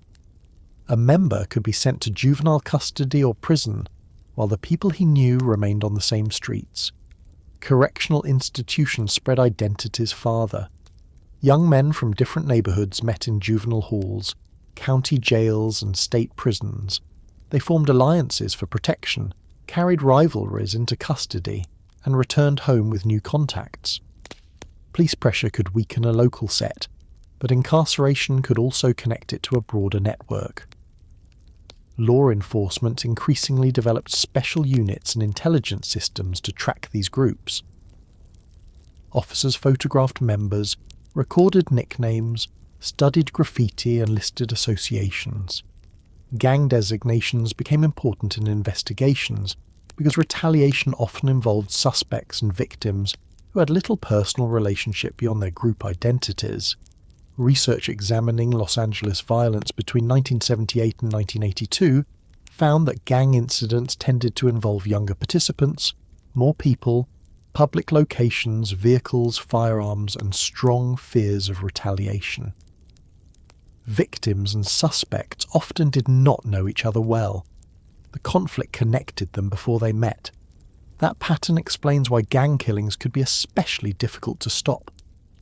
A murder was not treated only as an individual crime. It could be understood as an attack on an entire set. Friends of the victim felt pressure to answer. The retaliation did not have to target the original shooter. Anyone associated with the rival group might be considered acceptable. The person killed in return could have had nothing to do with the first murder. His friends then faced the same demand. This produced what police and residents called a revenge cycle. Investigators in Compton described cases in which a shooting was followed within days by an attack in rival territory, which then created plans for another response.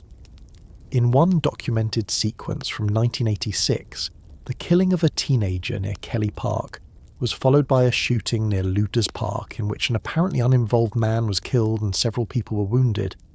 Police believed further retaliation was being prepared. The cycle was powered by reputation. A set that did not respond could appear weak. Weakness might invite another attack. Members therefore believed retaliation prevented future violence, even when it clearly produced more violence. Individual fear and group logic pushed in opposite directions. A young man might be terrified and still participate because refusing could damage his standing among people whose protection he needed. Weapons made every part of this more dangerous. Earlier neighborhood fights had involved fists, chains, clubs, and knives. Those fights could cause serious injury or death, but participants often survived. By the middle of the 1970s, federal researchers reported a noticeable increase in gun use among urban youth gangs. Firearms allowed a frightened teenager to kill from a distance and made drive-by attacks possible. A car changed the geography of retaliation. Several people could enter rival territory, fire and leave within seconds. Witnesses might see only a vehicle and flashes. The attackers did not need to stand on the street or face the people they were shooting. Accuracy was poor. Bullets entered houses, struck parked cars and hit children or adults who had no gang involvement. A person sitting in a living room could become part of a conflict occurring outside. Residents responded by lowering themselves when gunfire began, moving beds away from front windows and telling children not to sleep near exterior walls. These practices would become more common during the worst years, but the habits began developing before the crack economy transformed the city. Compton police were under pressure to respond. Officers dealt with armed teenagers, uncooperative witnesses and rivalries that could produce several shootings from one incident. Residents demanded greater protection, while also complaining that police treated every young black man as a suspect. Both realities existed together. Officers sometimes entered situations where a gun was present and hesitation could be dangerous. They also stopped, searched and questioned youths who had committed no crime. Gang clothing, neighbourhood location and personal association could be treated as evidence. A teenager walking home from practice could be placed against a patrol car, because officers believed he matched the appearance of local members. Those encounters strengthened gang claims that the authorities viewed the whole neighbourhood as an enemy. A young person who distrusted police became less likely to report a weapon or cooperate after a shooting. The lack of cooperation made cases harder to solve. Unsolved attacks encouraged retaliation because residents believed the legal system would not provide justice. The gangs could then present themselves as the only reliable source of protection. By the end of the 1970s, the Crip and Blood identities had taken firm root in Compton. They had survived the deaths, arrests and imprisonment of early leaders because they no longer depended on those individuals. Raymond Washington was killed in 1979. Stanley Williams was arrested that same year and later convicted of murder. The sets continued without them. The movement had become local tradition. Children entering adolescence inherited names that were already 10 years old. They inherited boundaries, enemies and stories about people who had died. A shooting from 1973 could still influence a fight years later because older members remembered it and taught younger members who was responsible. The broader labels made the conflict appear simple from outside. Crips against Bloods, blue against red. Inside Compton, the map was divided into many smaller loyalties. Neighbourhood Compton Crips, Kelly Park Compton Crips, Southside Compton Crips, Luders Park Piru, Fruittown Piru, Elm Street Piru, Mob Piru and other sets developed separate identities and rivalries. Some names became more prominent later, and alliances changed over time. The important fact was the number of local groups occupying a city of only about 10 square miles. A person could not understand the danger by knowing only whether a group was Crip or Blood. He needed to know which set, which street, which park, which recent killing, and which family was involved.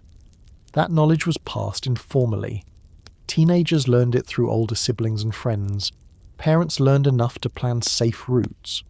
Police developed maps. Emergency room workers recognised the pattern when several shooting victims arrived after a weekend conflict.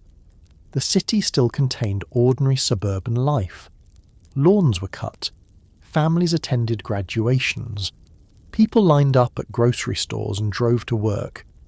Gang members themselves often returned to family homes where parents demanded that they complete chores, watch younger siblings or attend church. The boundary between gang life and normal life was not a wall. It passed through households.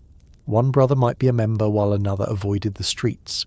A mother could condemn the gang and still love the son who belonged to it. A father could threaten to throw a weapon out of the house while fearing that doing so would leave his child defenceless. Many members were not involved every hour of the day. They could move between school, family, employment and street identity. That made prevention difficult because there was no single moment when a child crossed permanently from one world into another.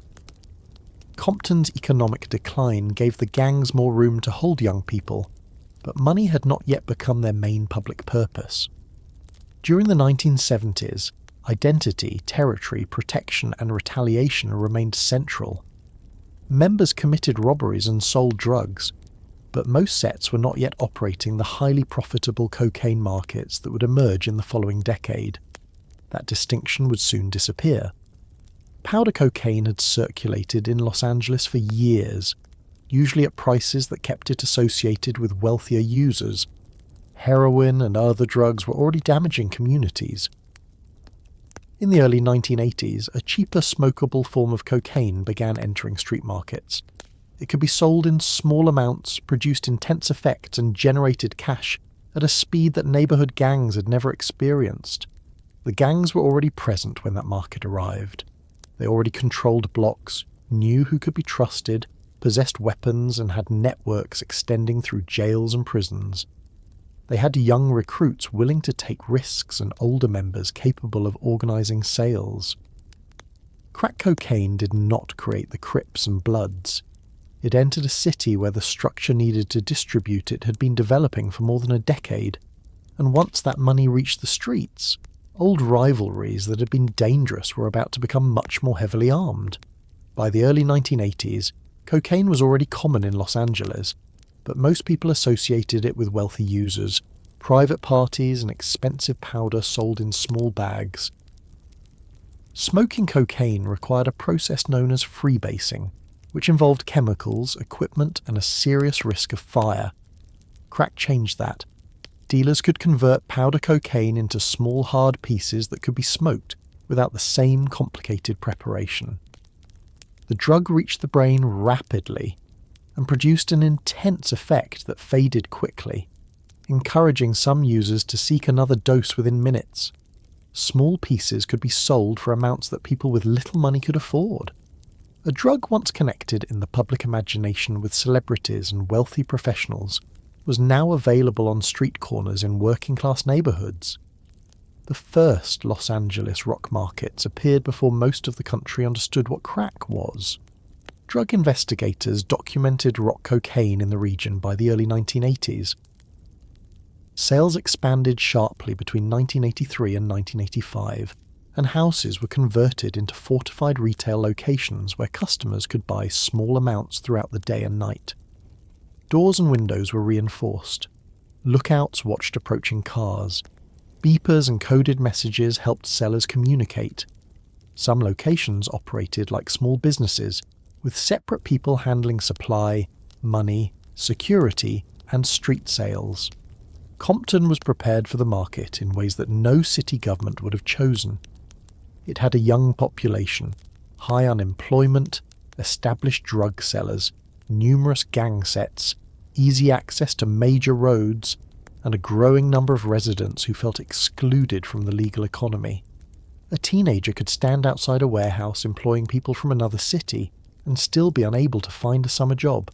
He could watch a parent work for modest wages while someone only a few years older drove past in a new car purchased with drug money. Crack dealing offered an immediate answer to a problem that the formal economy had left unresolved. The answer was illegal, unstable, and often deadly, but it was visible. A factory application might lead to weeks of waiting and a rejection. A street seller could be paid the same day. A legal job might require transportation, identification, experience, and a clean record. A dealer needed a supply, a location, and people willing to take risks. The first amounts of money could appear enormous to a teenager who had rarely possessed more than a few dollars. A seller might earn enough in one evening to buy shoes, help with groceries, or make a car payment. The success was misleading, because most people at the bottom of the market did not become rich. They faced arrest, robbery, addiction, and violence.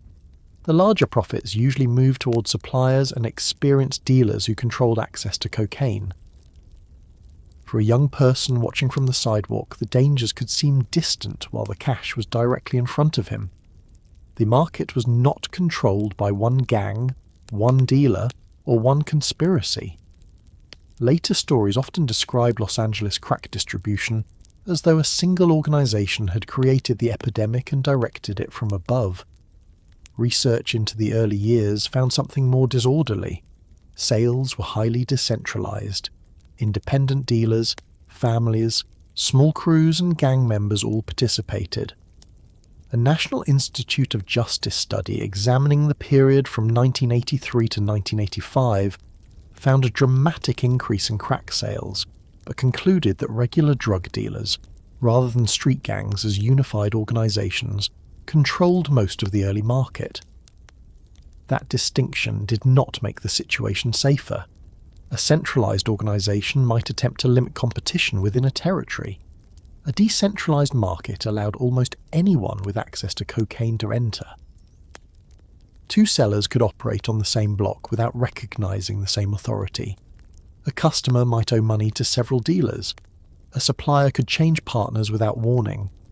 Robbery became a quick method of obtaining cash, drugs, or weapons. The gangs were already divided into local sets, and crack money entered those divisions unevenly. One group might have access to a strong supplier, while another did not. A small crew within a set might sell drugs independently and refuse to share profits with other members. Two people wearing the same gang colour could become enemies over money. The old rivalry remained, but the market added new reasons to kill.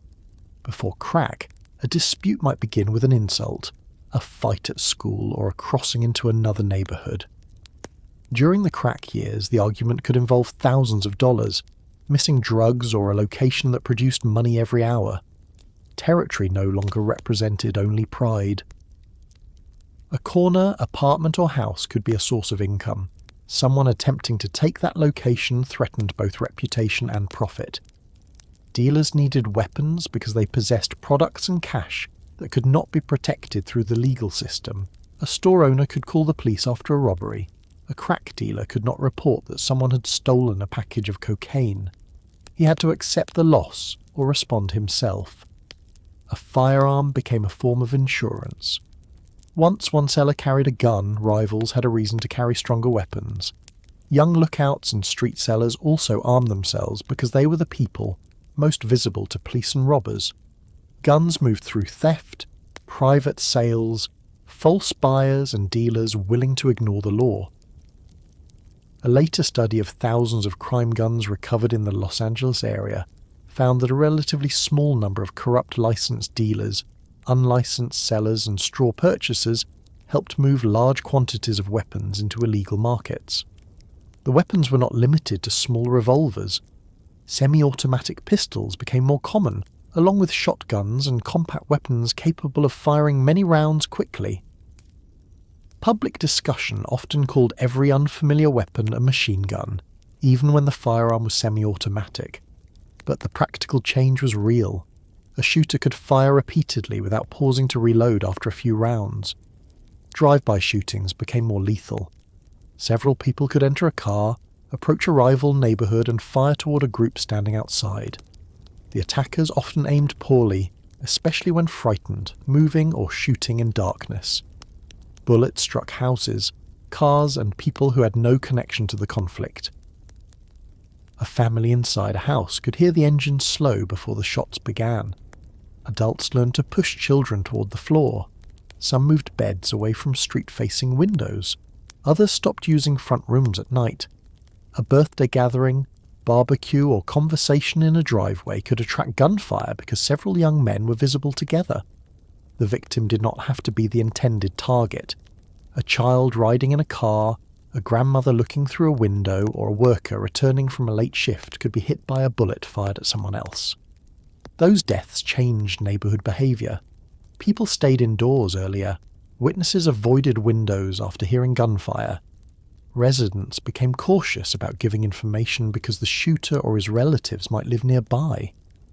A person who spoke to police could be identified as an informant even if the information concerned the death of an innocent neighbour. Silence was not always approval. It was often fear. The same community demanding that police stop the killings could refuse to help an investigation because officers could not guarantee protection after the patrol car left. Gang violence research in Los Angeles found that these incidents often involved young participants, public locations, vehicles, firearms, victims, and suspects who barely knew one another, and strong fears of retaliation among witnesses. Police departments faced a problem that was genuinely difficult. A shooting might last seconds. The attackers could leave before the first emergency call. Witnesses provided incomplete descriptions or none at all. The victims' friends sometimes planned retaliation instead of cooperating. Officers arrived knowing that weapons might still be nearby. Compton's police force was small compared with the level of violence it was being asked to control. The city had fewer financial resources than Los Angeles, yet it contained a dense collection of rival gangs and drug markets within roughly 10 square miles. Detectives could begin one homicide investigation while another killing was already occurring. In 1985, Los Angeles County approved money for a Compton anti-gang program intended partly to prevent children and teenagers from entering gangs. Local officials welcomed the program even though they said gang violence had recently declined because drug attacks and other crimes were increasing. The statement reveals how quickly conditions could change. A temporary reduction in one form of violence did not mean the larger problem was improving. 2 years later, residents appeared before the Compton City Council and demanded a harder response. Mayor Walter Tucker announced that the city had declared war on gangs. The language reflected both public fear and political pressure. Citizens believed the police were losing control, and elected officials needed to show that the city was prepared to act. More officers were assigned to patrol. Gang members were stopped, questioned, and searched. Police gathered information on nicknames, vehicles, relatives, and associations. Parole and probation conditions gave officers greater authority to search some people without ordinary warrants. Drug raids targeted houses believed to be selling crack, cocaine, PCP, and other substances. Some raids recovered drugs, weapons, and explosives.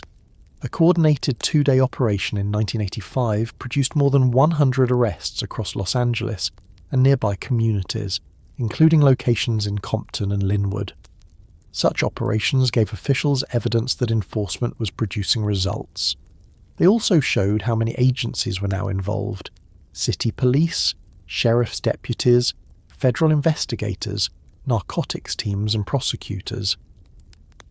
The arrest did not eliminate the market because a street position could be replaced quickly. A low-level seller taken into custody left behind customers, a profitable location, and other young people willing to step in. Police could seize a small supply while the larger distributor remained unknown. Repeated raids could move, dealing from one house to another without reducing demand. The physical methods used in anti-drug operations became more aggressive across Los Angeles. Rock houses were often protected with bars, heavy doors, and internal barricades, leading police to use battering rams and large tactical teams. Officers argued that ordinary entry methods gave armed suspects time to destroy evidence or prepare an attack. Residents saw armoured vehicles, helicopters, and groups of officers entering residential blocks. Even when the target was a real drug operation, the surrounding neighbourhood experienced the raid as a military event.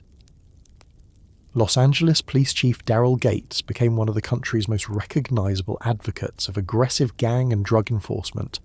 His department did not police Compton, which still had its own police force, but LAPD policies affected the entire region. Gang members and drug sellers crossed city boundaries. Television coverage did not clearly separate Compton from South Los Angeles. A dramatic raid conducted inside Los Angeles could strengthen the public impression that every nearby black neighbourhood was a combat zone. Operation Hammer, launched by the LAPD in 1988, used large sweeps involving hundreds and sometimes roughly 1,000 officers. By November of that year, the effort had produced more than 24,000 arrests, including over 13,000 people identified by police as gang members. Supporters argued that the visible police presence interrupted gang activity and removed wanted suspects. Critics objected that many people were arrested for minor offences or detained because of appearance and location, rather than serious criminal conduct. The distinction between gang suppression and broad control of young black and Latino men became difficult to maintain. An officer entering a dangerous area could not know everyone he encountered. Clothing, tattoos, companions, and street location became shortcuts. A young man wearing a baseball cap associated with a gang might be a member, a relative, a sports fan, or simply someone who liked the design. Police intelligence files could include people who had never been convicted of gang crimes. The consequences extended beyond an unpleasant stop. Being identified as a gang member could affect a criminal case, probation conditions, and how future officers treated the person. Association became a type of evidence. Young residents responded by developing their own rules for police encounters. Keep your hands visible, do not move quickly. Do not argue even when the officer is wrong. Make sure someone knows where you are. Avoid certain cars or groups if police are nearby. Those rules did not guarantee safety. Compton officers included black, Latino, and white personnel. The city's black political leadership did not remove distrust between police and residents. Race mattered, but so did institutional culture, authority, and the daily pressure of working in a place with frequent armed violence. An officer could live in a similar community and still approach a teenager as a threat. A resident could want more patrols on the street and still fear being stopped by those patrols. Crack also intensified conflict inside homes. Users sold possessions, disappeared for days, and returned asking relatives for money. Parents took custody of grandchildren because their adult children could no longer provide stable care. Babies were born into families already struggling with addiction, though later research would show that the most sensational claims about permanently damaged crack babies were exaggerated and often ignored the effects of poverty, poor prenatal care, and multiple forms of substance use. The immediate household damage was still severe. Rent money could be spent in hours. A television, appliance, or piece of jewellery might vanish. Relatives learned to hide wallets and keys. Some users stole from the people most willing to help them. Women experienced particular dangers. Some entered sex work to obtain drugs or money. Others were abused by partners controlling the supply. Pregnant women were publicly condemned in ways male users were not. News reports often presented them as irresponsible threats to their own children, while treatment programs remained inadequate. The political response emphasized punishment. Congress passed the Anti-Drug Abuse Act of 1986 during a period of intense public fear. The law created a 5-year mandatory minimum sentence for trafficking 5 grams of crack cocaine, while the same sentence for powder cocaine required 500 grams. 50 grams of crack and 5,000 grams of powder triggered the 10-year level. The 100-to-1 quantity difference meant that the form more common in poor black neighbourhoods received far harsher treatment than the chemically related form more common among wealthier users. Supporters believe the penalties reflected crack's connection to addiction, guns, and street violence. Later federal reviews concluded that the ratio was too severe and often punished lower-level offenders more harshly than their actual roles justified.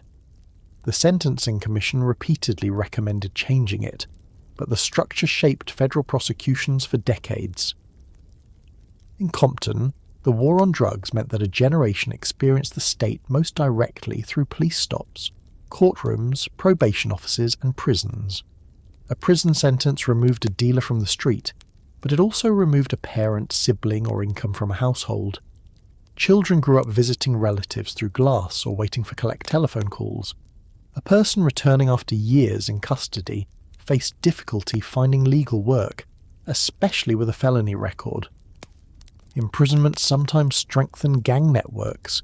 Members from different cities met in county jail and state prison.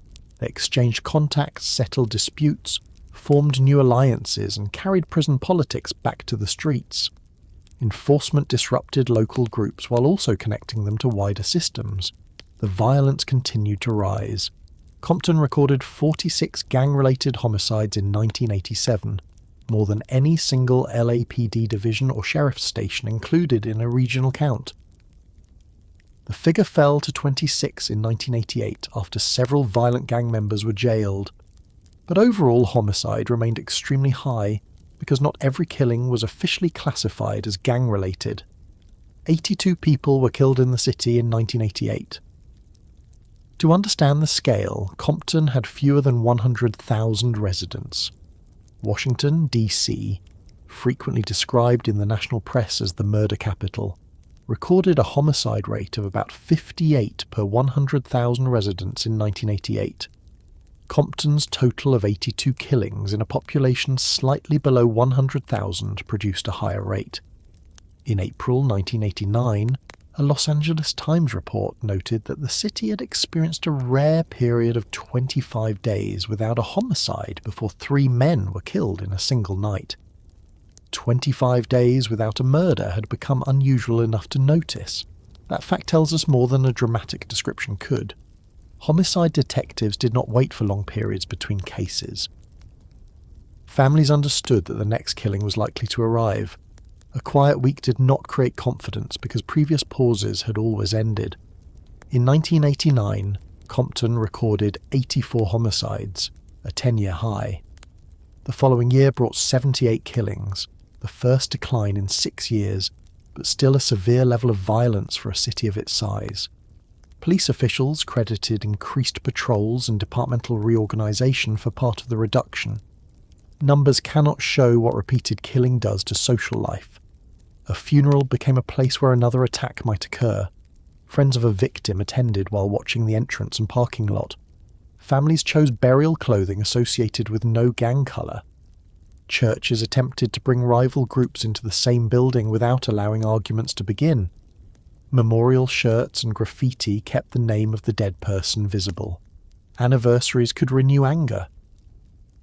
A younger brother might grow up hearing that a particular set had killed someone he barely remembered, then feel expected to continue a conflict that began when he was a child. Residents created organizations, peace meetings, athletic programs, and intervention efforts. Former gang members spoke to students.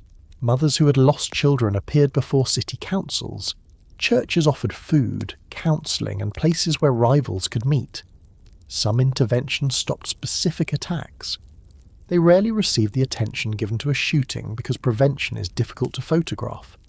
A person who decides not to kill someone does not appear in homicide statistics.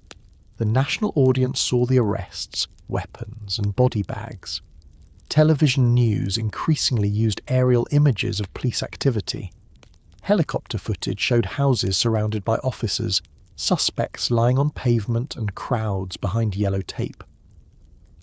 Programs such as Cops, which began broadcasting in 1989, built entertainment around real arrests and gave viewers the feeling that they were entering dangerous neighbourhoods beside the police. The camera usually arrived during the worst moment. It did not remain for the ordinary weeks before or the recovery afterward. Compton became ideal material for this style of coverage because the name was short, recognisable, and already associated with gangs. A shooting in a nearby unincorporated area could be described as happening near Compton. A crime in South Los Angeles might use the same visual language. The boundaries mattered to residents and government agencies, but mattered less to national viewers. Then the city's own young artist gave the name a reach television could not have produced alone. Eric Wright, known as Eazy-E, used money earned in the street economy to establish Ruthless Records. Andre Young, Dr. Dre, brought experience from Los Angeles clubs and electronic music. O'Shea Jackson, Ice Cube, wrote direct descriptions of police contact, street violence, and neighborhood anger. MC Ren and DJ Yella completed the group that became NWA. Their 1988 album, Straight Outta Compton, did not politely request that outsiders reconsider the city. It entered aggressively, using explicit language, threats, humour, exaggeration, and detailed claims about police treatment. Listeners heard young men speaking as though they expected no institution to protect them. The album's most controversial recording staged a fictional courtroom in which the police were placed on trial. Law enforcement organisations condemned the song, In 1989, Milt Alaric, an assistant director at the FBI, sent a letter to NWA's record distributor stating that advocating violence against police was wrong and that officers across the country risked their lives protecting the public. The FBI later said the letter represented Alaric's personal initiative rather than a formal investigation, but the attention made the group even more famous. NWA was not simply documenting Compton. The performers created characters, compressed experiences, and used shock because shock sold records. The music could criticize police harassment in one song and celebrate violence in another. It could provide a voice for residents and reinforce the most frightening outside image of the city at the same time. Local law enforcement officials did not initially agree that the music caused gang activity. In 1989, representatives of Compton Police and the Los Angeles County Sheriff's Department told the Los Angeles Times that they saw no evidence connecting rap records to increasing gang violence. That position received less national attention than the controversy surrounding the lyrics. The album gave people outside California a way to imagine Compton without visiting it. The city became a setting filled with police stops, gang retaliation, drug money, and armed young men. For some listeners, that setting represented truth denied by mainstream media. For others, it confirmed every fear they already held about black urban America. The Library of Congress would later recognize Straight Outta Compton as a culturally and historically significant recording, describing it as a major shift in rap and a forceful social and political statement. In the late 1980s, however, it was received as evidence that something dangerous had escaped containment. Compton's reputation now moved faster than the city itself. A teenager in another state could wear clothing associated with the city. Gangs using Crip and Blood identities appeared in communities far from Los Angeles, sometimes through migration and prison connections, and sometimes through young people copying names they had learned from music or television. Federal officials reported by 1989 that Los Angeles gangs were involved in crack distribution in dozens of other cities, although the extent of direct organization varied greatly. Every report strengthened the idea that Compton was exporting violence. Employers saw the address on job applications. Insurance companies assessed risk. Businesses considered whether customers would enter the city. Families outside Compton warned children never to go there. People who had never spoken with a resident discussed the city as though it were a single, gang-controlled neighborhood. Inside Compton, most residents were not selling crack, carrying guns, or recording albums. They were living with the consequences created by those who were. A nurse still left for work before sunrise. A student still prepared for college. A mechanic still opened his shop. Parents still attended school meetings and complained about potholes. Churches still held weddings and funerals, sometimes within days of one another. Their lives had become harder to see because the national story had already decided which Compton mattered. That story would receive another powerful image in March 1991, when a bystander recorded Los Angeles police officers beating Rodney King after a traffic pursuit. The beating did not occur in Compton, and the officers belonged to the LAPD, not the Compton Police Department. The videotape still carried enormous meaning for residents who had spent years describing aggressive stops and being told that their accounts were exaggerated. When a jury acquitted 4 officers on most charges in April 1992, unrest spread across Los Angeles. Fires, assaults, and looting appeared on television around the world. Compton was again included in the larger regional image of collapse, even when events occurred outside its borders.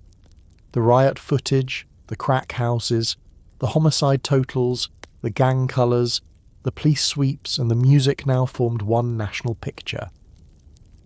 Compton had become more than a city with serious problems. It had become the place America used when it wanted to imagine what happened after factories closed. Drugs arrived, guns spread, government lost public trust, and young people stopped believing that the future offered them a secure position. That image was powerful because parts of it were true. It was misleading because it treated the worst parts as the whole place. By the early 1990s, the label had become difficult to escape. Even when crime later declined, the old pictures remained. Even when residents created new businesses, reduced violence and rebuilt blocks, people outside the city continued to remember the Compton introduced to them during the crack years. The streets would change again, but the name would not change with them nearly as quickly. The streets changed again, but the name did not change with them nearly as quickly. That may be the most important fact about Compton after the worst years. A city can reduce violence, replace institutions, welcome new families and educate a new generation, yet remain trapped inside images recorded decades earlier. People remember the footage they saw when they were young. They remember the police helicopters, gang colours and frightened reporters. They rarely receive an announcement when daily life becomes less dangerous. Compton's decline in violence was not immediate, complete or permanent.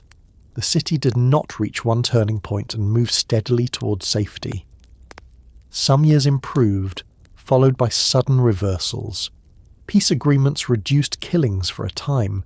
New conflicts appeared, police strategies changed, drug markets shifted. Young men who had led earlier violence grew older, went to prison, moved away, or became parents who no longer wanted their children repeating the same lives. One of the clearest signs that the future did not have to follow the past came in 1992.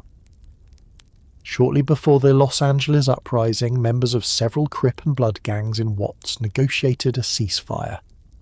The agreement was not created by police commanders or national politicians. It came from people who had participated in the conflict and had grown tired of funerals, retaliation, and children being unable to cross neighbourhood boundaries. The truce began outside Compton, but its influence spread through South Los Angeles County. For several months, rival members visited one another's neighbourhoods, held events, and attempted to stop revenge killings. Red and blue clothing, once enough to provoke an attack, appeared together at peace gatherings. The effect inside Compton was measurable. Police reported that homicides fell by about 30% in 1992, from 87 killings the previous year to 59.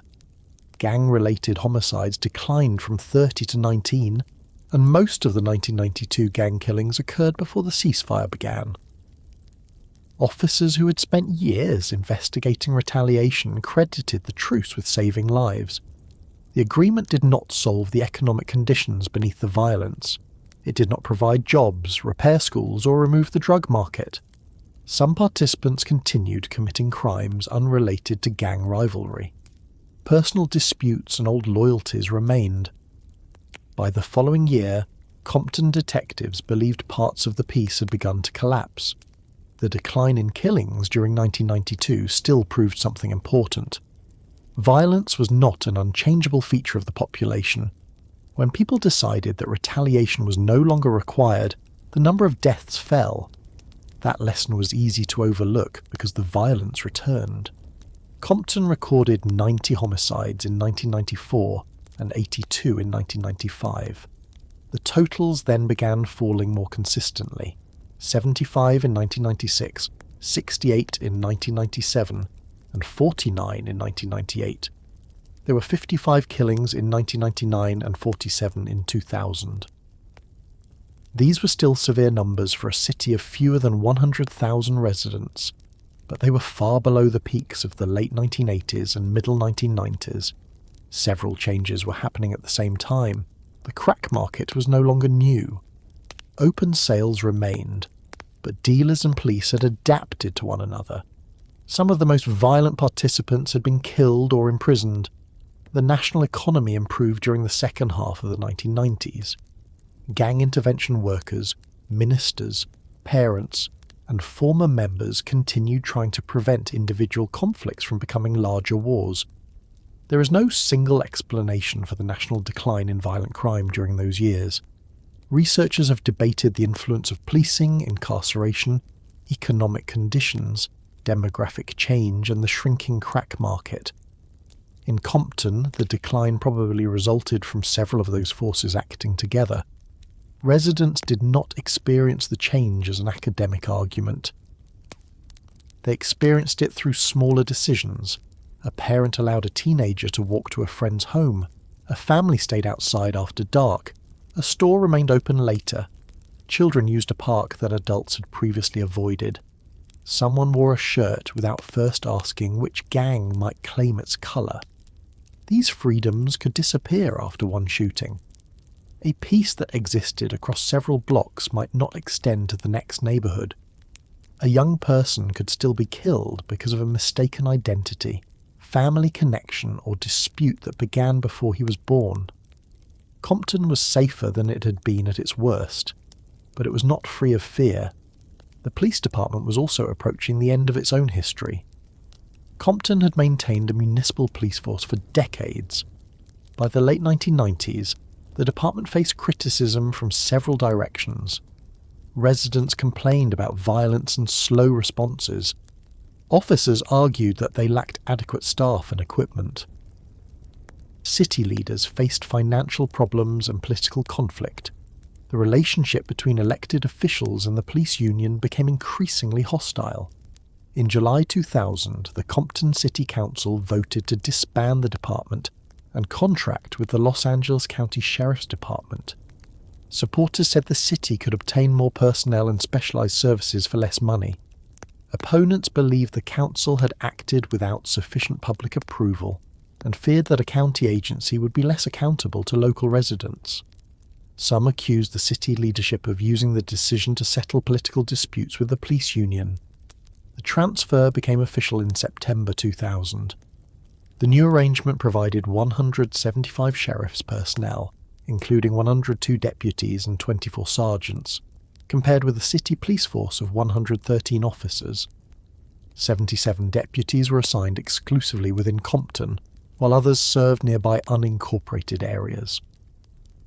City officials expected the contract to cost about $12 million annually, several million less than the municipal department. For officers who had spent their careers wearing a Compton badge, the change was personal. Some joined the sheriff's department but were initially assigned away from the city. Others retired or found work elsewhere. Residents watched the familiar department disappear and wondered whether the replacement would treat them differently. The first years produced some encouraging numbers. By 2003, violent crime incidents were nearly 26% lower than in 2001, the first complete year under Sheriff's Patrol. Homicides moved unevenly, rising from 45 in 2001 to 52 in 2002, then falling to 43 in 2003. When the city renewed its contract in 2004, even some residents who had opposed the original takeover said the Sheriff's Department had brought resources Compton could not have funded by itself. The change did not end the debate over policing. A larger department could send more units after a shooting and provide county homicide investigators, crime laboratories, and specialized teams. It could also bring the same concerns about aggressive stops, racial profiling, and distant authority that had damaged trust in other parts of Los Angeles County. Residents still faced a difficult balance. They wanted officers to intervene before an argument became a killing. They also wanted their children to walk home without being treated as gang suspects. Safety and fair treatment were often discussed as though a community had to choose one. Compton's homicide totals showed why simple claims of victory were dangerous. After falling to 39 killings in 2004, the number jumped to 72 in 2005, reaching a level not seen since the middle 1990s. Officials blamed several factors, including gang retaliation and shortages in patrol staffing. Residents who had believed the city was moving forward felt the old uncertainty return. The following year brought another sharp change. A sheriff's task force added deputies and investigators to the area, while community groups continued intervention efforts. County figures showed 28 fewer Compton homicides in 2006 than in 2005. The reduction formed a large part of the overall decline in Los Angeles County killings that year. Neither year gave a complete picture. The spike did not mean that every improvement had failed. The decline did not mean the causes of violence had disappeared. It showed how quickly a relatively small number of conflicts could change the annual total, in a city of 10 square miles. While outsiders continued imagining Compton mainly as a black city defined by the gang wars of the 1980s, its population was undergoing another major transformation. Latino families had been part of Compton's history for generations, but their numbers increased rapidly during the final decades of the 20th century. Immigrants from Mexico and Central America found relatively affordable homes, industrial and service work, established Spanish-speaking networks and neighbourhoods that still contained single-family houses with yards. Some were drawn to Richland Farms, an area in southern Compton where larger lots allowed residents to keep horses, chickens, goats and other animals. The setting appealed to people familiar with rural life as well as black families who had maintained agricultural traditions after arriving from the south. By 1990, Latinos represented about 30% of Compton's population, up from approximately 22% 10 years earlier. By 2001, they made up an estimated 57%, while the black share had fallen to about 40%. The city that remained a symbol of black urban America in music and film was becoming a majority Latino community. The demographic change created cooperation and conflict. Black and Latino residents shared schools, workplaces, apartment buildings, and concerns about policing. Both groups included homeowners, immigrants, public employees, business owners, low-wage workers, and families living in poverty. Neither community was politically or economically uniform. They also competed over representation, public employment, and educational priorities. Black residents had fought for decades to gain control of a city government that had once excluded them. Some feared losing institutions that represented a hard-won victory. Latino residents looked at their growing share of the population and asked why city offices, school leadership and elected bodies did not reflect it. The conflict repeated an old question in a new form. Who belonged and who had the power to decide? The answer continued changing. Compton's modern population looks very different from the one shown in the videos that made the city famous. The 2020 census counted 95,740 residents. Current Census Bureau estimates place the 2025 population near 90,500. About 72.9% of residents identify as Hispanic or Latino, and 24.1% identify as black alone. Nearly 2/3 of residents older than 5 speak a language other than English at home. Those categories overlap in ways that statistics do not fully explain. A resident can be both black and Latino. A household can include relatives born in several countries. Children can move between English and Spanish while sharing the same local schools, music and street culture. The city's national image did not adjust to this demographic reality. For many outsiders, Compton remained permanently fixed in 1988.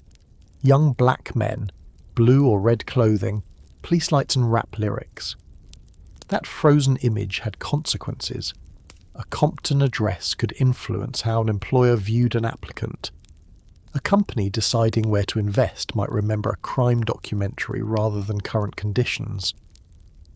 Families visiting Southern California could drive around the city even when the direct route passed through it. Residents learned that the name could produce two opposite reactions. In one setting, it created suspicion. In another, it created admiration because of the city's cultural importance. Young people sometimes removed Compton from a resume. Artists placed it in the title of a song.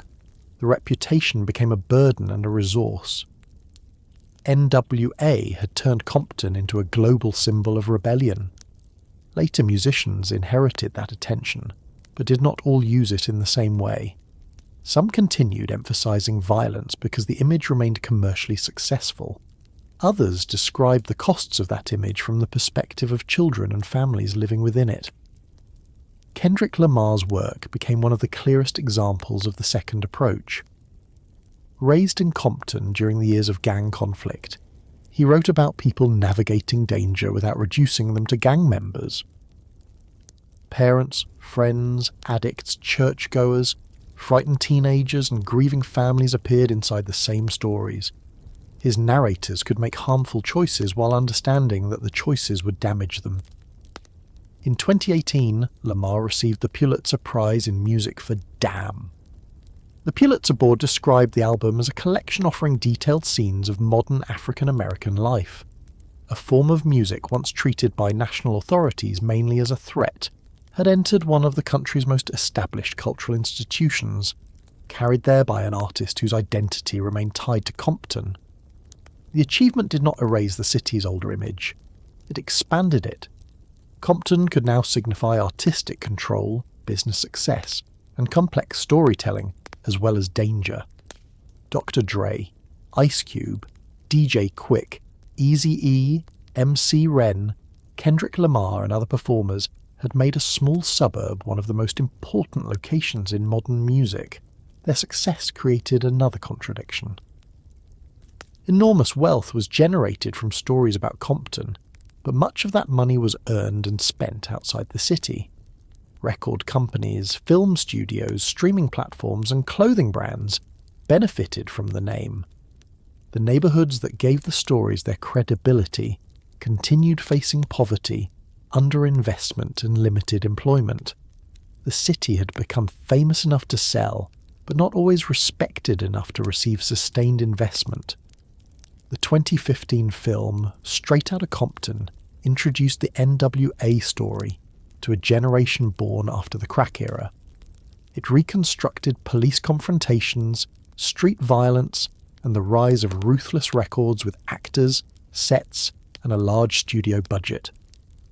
For viewers, the film was entertainment and history at the same time. It also showed the danger of turning lived experience into a clean narrative. A film must select heroes, conflicts, and endings. It cannot show every family, every woman affected by the violence, every resident who rejected gangs, or every person harmed by the men presented as cultural rebels. The real city remained outside the frame. Look closely at Compton during the years after the film, and the picture becomes harder to reduce. Compton College provides one example. The institution had opened in 1927 and educated generations of local students, but administrative failure and fraud led to the loss of accreditation in the 2000s. The college operated under El Camino College, while local leaders worked through years of reform. In 2017, it regained accredited status. Full local control returned in 2019, restoring an institution whose name carried enormous importance for the community. A lost accreditation fits easily into a story of failure. A decade of work to restore it is less dramatic, but it tells us more about how institutions recover. The same applies to local schools. Compton Unified spent years associated with low test results, financial problems, and public criticism.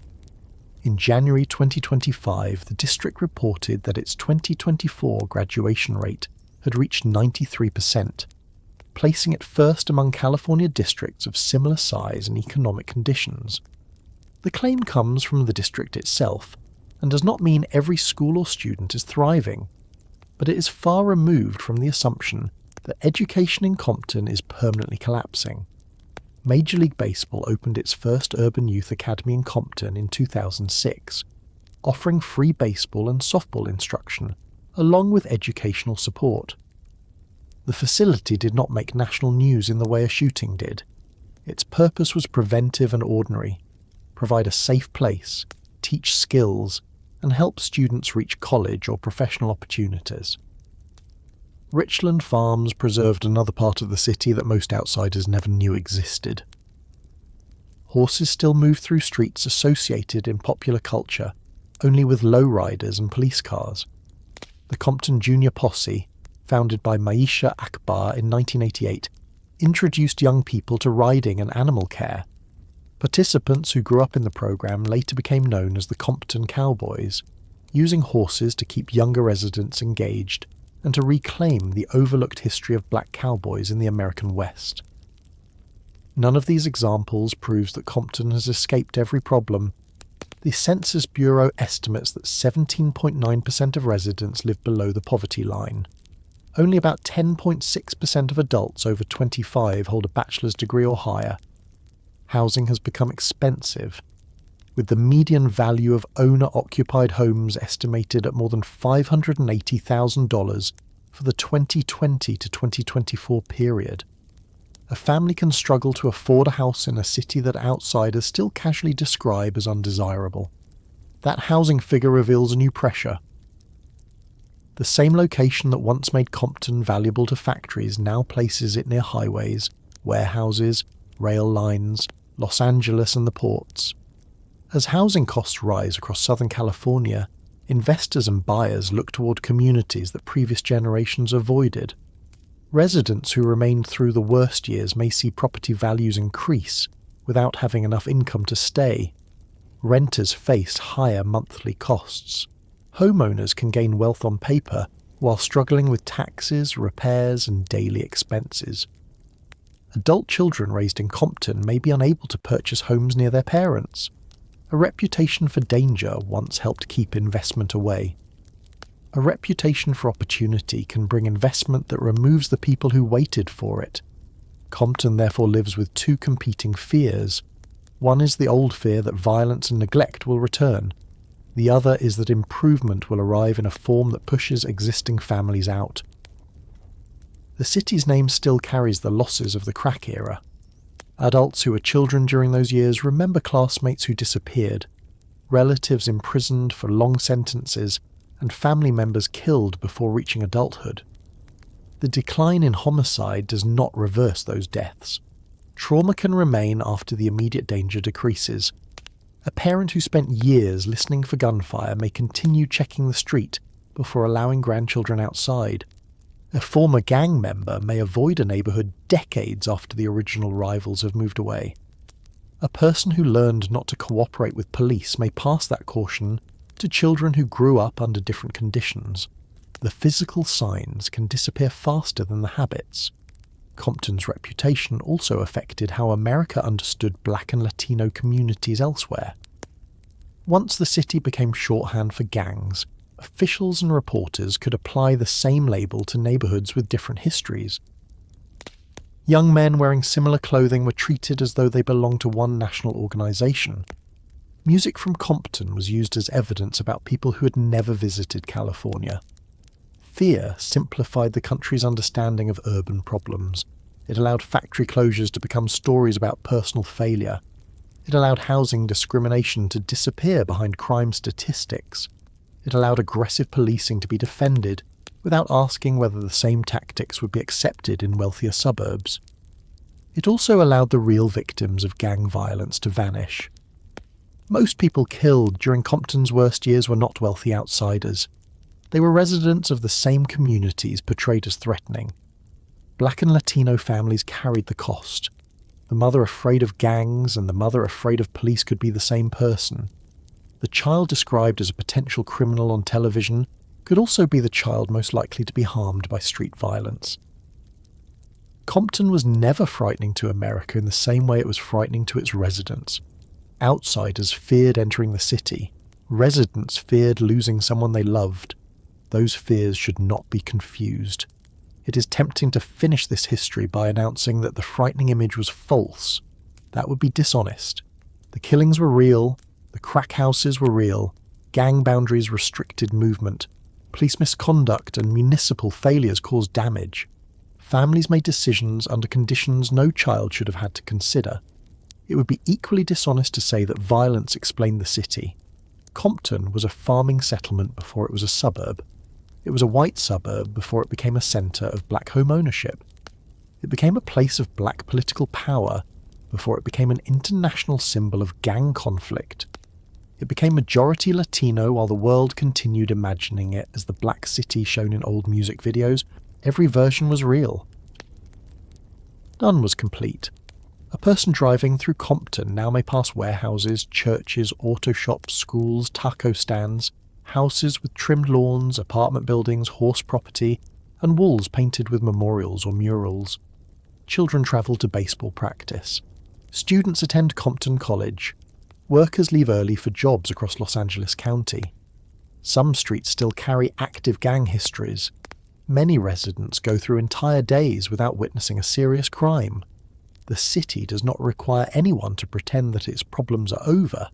It requires people to stop pretending that its worst decade is the only history worth knowing. Compton became feared through a combination of real violence and selective attention. Housing segregation concentrated disadvantage. White flight removed wealth and business activity. Industrial decline closed paths into the middle class. Gangs offered identity and protection while creating new danger. Crack brought fast money into an already divided street system. Guns made retaliation more deadly. Police responses mixed necessary investigations with broad suspicion. Music and television carried the most dramatic images across the country. Each part strengthened the next. The reputation then survived the conditions that had created it. That is what fear left behind. An image powerful enough to outlive the evidence on which it was based. It also left resistance. Families stayed. Activists negotiated truces. Teachers continued working. Residents demanded better policing while challenging unfair treatment. Students restored a college. Artists used the same name that once closed doors and turned it into proof that major American culture could come from 10 square miles of southeastern Los Angeles County. Compton was never simply America's most feared city. It was a city where Americans placed many of their fears: fear of integration, fear of black political power, fear of immigration, fear of youth culture, fear of drugs, fear of police failure, and fear that the suburban promise was not as permanent as it appeared. The history beneath the legend is less convenient. It shows that cities do not collapse because of one bad generation. They are shaped over decades by decisions about who may buy a home, where companies place jobs, how schools receive money, what police are allowed to do, and which stories the rest of the country chooses to repeat. Compton's story does not offer a simple warning about dangerous streets. It offers a warning about what happens when a country notices a community mainly after the factories have closed. The tax base has weakened, the guns have arrived, and the cameras finally decide to show up.